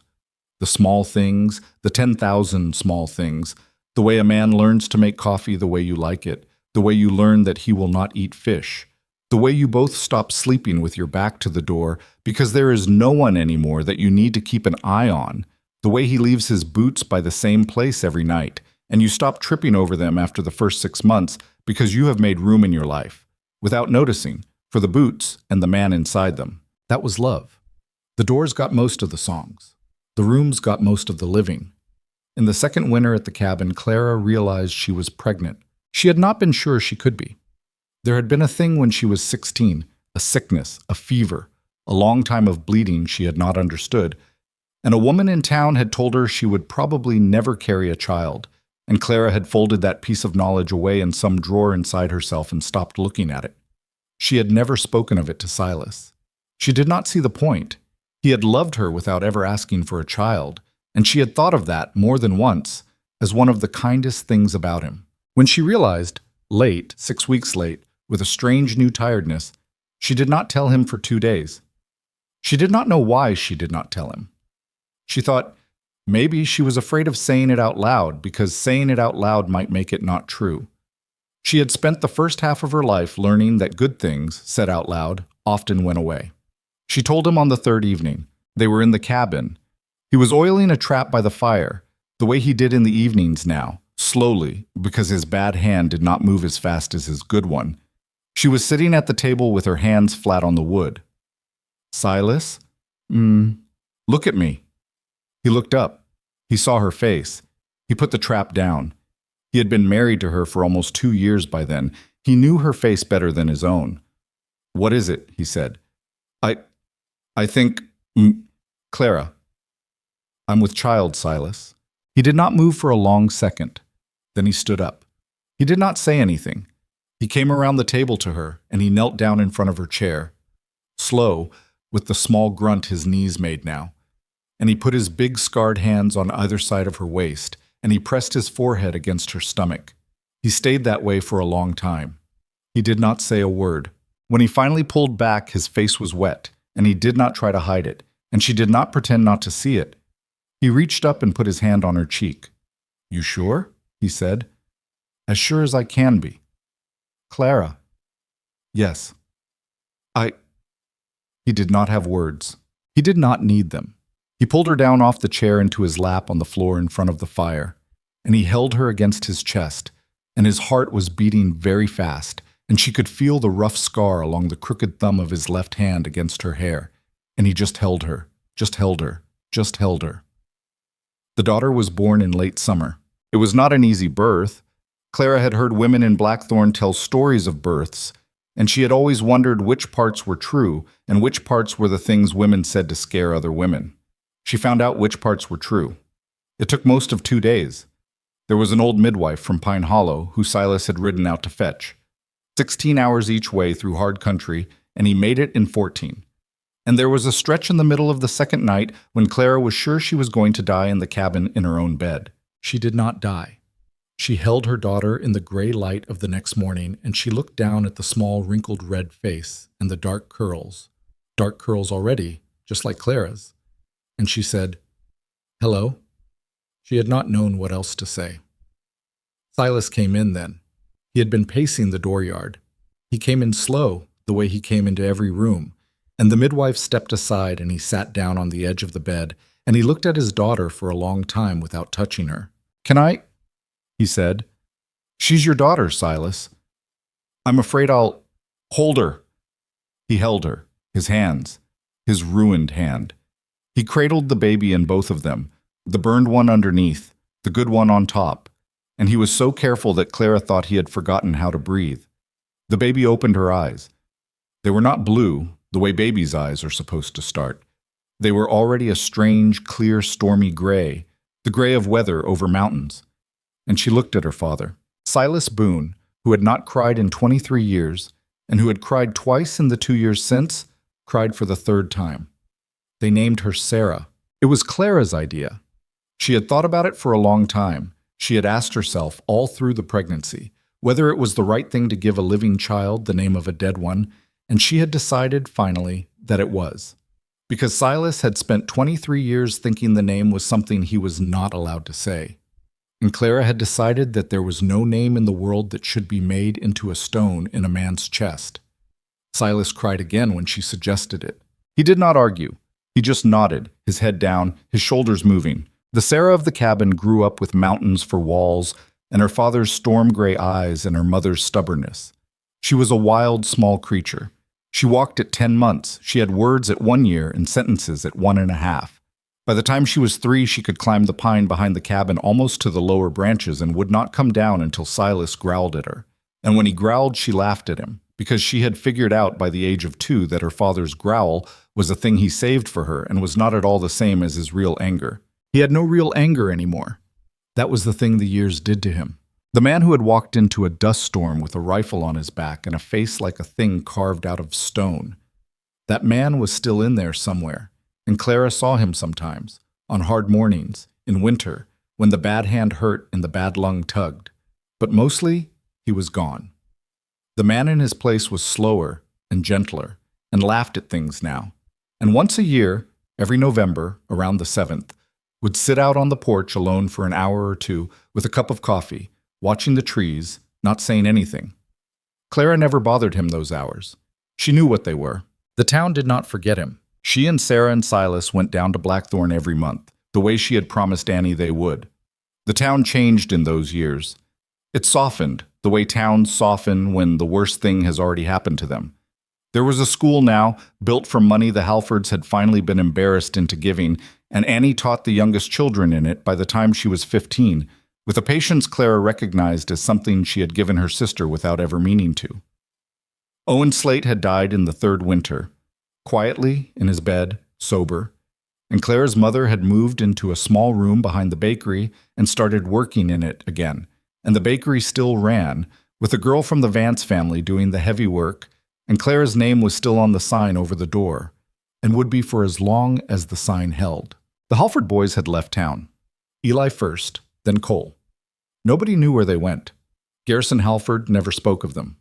Clara saw him once a year, every spring, at the same table at Mrs. Halloran's boarding house, and he always asked after Sarah, and she always told him, and that was as much of a friendship as the two of them ever quite had, and it was enough for them both. August Vey was caught in the second year, far to the south, with two of his men. He was hanged. Clara did not go. She did not want to. There had been a time when she had thought she did. There had been long nights, in the first year, when she had lain awake imagining what she would say to the man who had put torches into her town. But by the time the news came that he was dead, she found that she did not want the words anymore. She did not even want to be in the room. She wanted, instead, to be in her own kitchen, kneading her own bread, with her own husband sitting at the table behind her oiling a trap, with a small dark-haired girl in the corner of the floor lining up pine cones in a row because she had decided the pine cones had to march somewhere. That was the only revenge she had room for anymore. That was what nobody had told her about love either. That the thing you had thought you wanted, the closure, the apology, the punishment, would shrink in the light of the thing you finally had. The years went by. They were not perfect years. Clara wanted to be clear in her own mind when she thought back on them that they had not been perfect. There were winters when the bad hand was so bad Silas could not sleep, and he was hard to live with those weeks. There was a year Sarah was sick with a fever that scared them both worse than anything ever had, including the fire. There were arguments. There was a stretch in their 7th year together when Clara, for reasons she would not understand for a long time afterward, was angry at her husband for almost a month, and would not say why, because she did not quite know herself. And Silas was patient through it the way he was patient through most things. But he was not perfectly patient. He snapped at her once, hard, and she snapped back harder, and they did not speak that night and slept on opposite edges of the bed, and Clara cried into her pillow without making a sound. In the morning he made her coffee. He did not apologize. He just put the cup in front of her, and he said, "I love you, Clara, and I don't know what I done, but I'm sorry I done it." And Clara had laughed, half a laugh, and she had said, "You didn't do anything, Silas. I did. I'm the one. I'm sorry." And that was that. And they did not speak of the month again, and a few weeks later she figured out, alone washing dishes by the window, what she had been so angry about, and it was a small thing, and she let it go, and she did not bring it up. That was a marriage. The doors got the songs. The rooms got the living. One evening, late, when Sarah was 4 years old, Clara sat on the porch of the cabin and watched Silas rock their daughter beside the fire through the open door. Sarah had fallen asleep against his chest. His big ruined right hand was cupped around the back of her small head, and his left hand was holding her against him, and his face, his weather-cut, scarred, smoke-ruined face, was bent over hers in a kind of stillness that Clara had no word for. She thought, looking at him, about the road outside town. She thought about a hand under a wagon. She thought about how he had said he rode past for half a mile. And she thought, with a clarity that came over her like a slow, cool wind off the mountains, that the story she had been telling herself for years, the story of being saved, the story of the mountain man coming out of the dust to lift her wagon, had never quite been the right story. He had not saved her. She had not saved him. Not really. Not by themselves. What had happened, instead, was that two people who had each spent a long time being told they were not worth the trouble of stopping for had stopped for each other. And then, having stopped, had stayed. That was all. That was the whole of it.